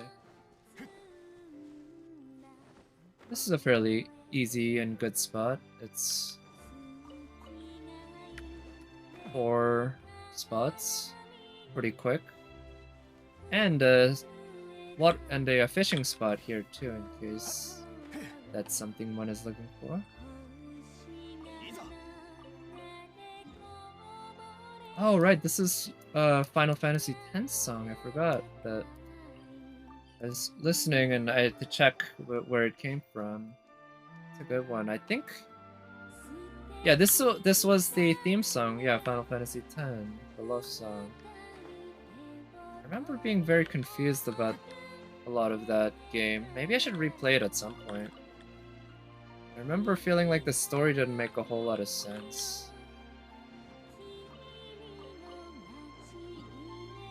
And the ending kinda annoyed me because... Well, maybe not. In fact, no, it was the reverse. It anti-annoyed me because they made it so easy. I remember I had to fight Jet, and I couldn't die. Like, I kept getting killed, but then there was like an auto-revive. And it's not like I was playing on easy mode or something. There was only one difficulty from what I remember. So... there were multiple fights in that game up to that point that I struggled mightily in, and I was forced to farm and shit, which I hate doing in most video games, but I did it to get through it. But then at the very end, when I'm expecting basically the biggest challenge, it offers literally no challenge. Like, it's literally impossible to die. Very confusing. Either I missed something in the game or there was something weird about that game design. Because also, it's not like the jet fight was like a prelude to the actual boss fight. That was the boss fight. After I beat him, there was no other challenge. I was kind of expecting one, considering, again, how trivially easy that boss was. And again, not because I was particularly good at the game. I wasn't. I was actually very bad from everything I can tell, but somehow they made it so that you literally could not die. Or you could not lose. You died, but you kept reviving. Strange game design.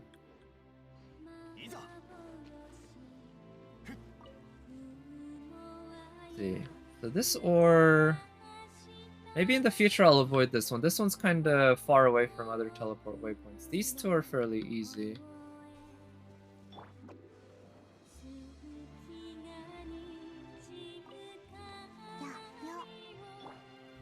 I'll let these guys live. I don't feel like getting into it right now. I kill them often enough anyway.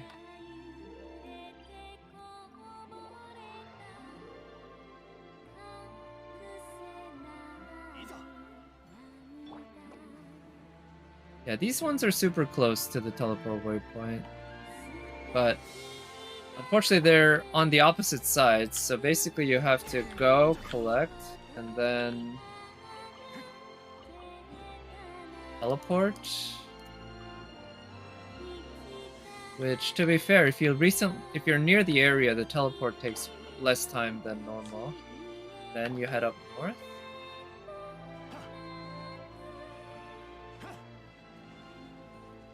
Ignore that Sakura bloom. You go down here. And here's the ore. But also next to it, I believe... Oh no, this isn't the same place. Okay, I was mistaken. No, that's about it. I thought there was a treasure hoarder there, but I was wrong. And I'll leave that boat area for tomorrow. Did I hit over 1,000 yet? Yes, 1,012. That's nice. Another 400 something left before I'm gonna be able to max this out.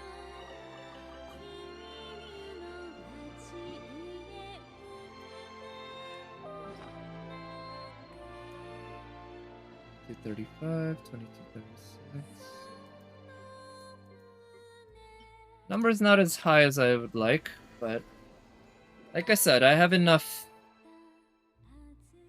room. I have enough slack that I don't need to be trying to get as much as possible every single day. Also, now that we can buy more blueprints, I've stopped purchasing these. And all of my realm currency is going into this stuff. Oh, there's a lot. To be honest, there's nothing really... Ooh, that's pretty. There aren't that many things that really draw me, but I still want to get every single last one of them. And make one of them. Oh, yeah, I should do that. I've already bought a decent amount of these blueprints, but I forgot to actually make some of them. Make any of them, really. Aurelia wood. Okay, I need more of that wood. Maple wood, sure.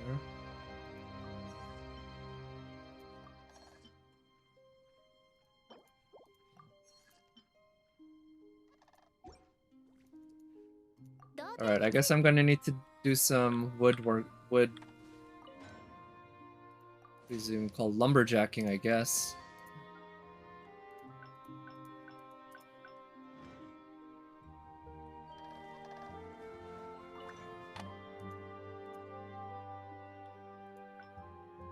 Still think it's worth seeing gladiators. I'll hold on to this just in case, but I'm doubtful that I'll want to keep it. Yeah, I still want good gladiator circlet, I guess. So let's see if we can get some circlet. Please, crit. Please, please, crit.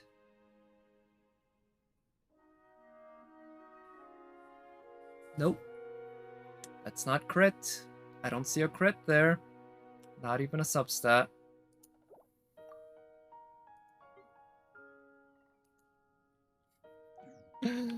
Yeah. Big rip, indeed.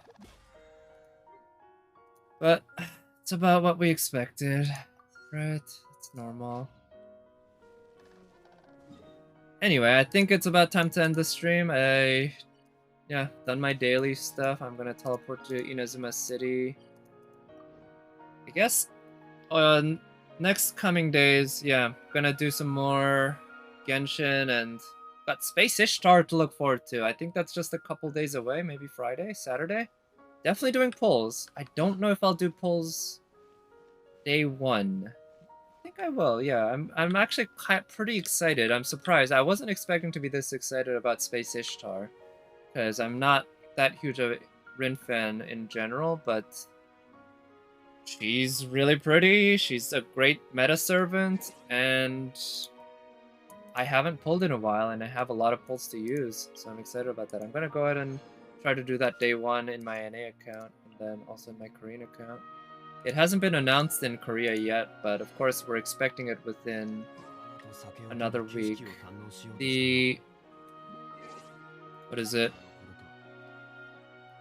The current event right now in FGO KR is actually still Oniland. It's still going on. It's about to end in a day or two, but currently Korea's a week behind. So, not expecting that for a while. Anyway, I'll call it a stream there. Thank you so much for watching, and I'll talk to you next time. I hope everyone has a good rest of the evening and the week, and best of luck on your gacha and rolls. Hope it's better than mine, and I hope you don't get a fucking 5-star catalyst for your pity gold.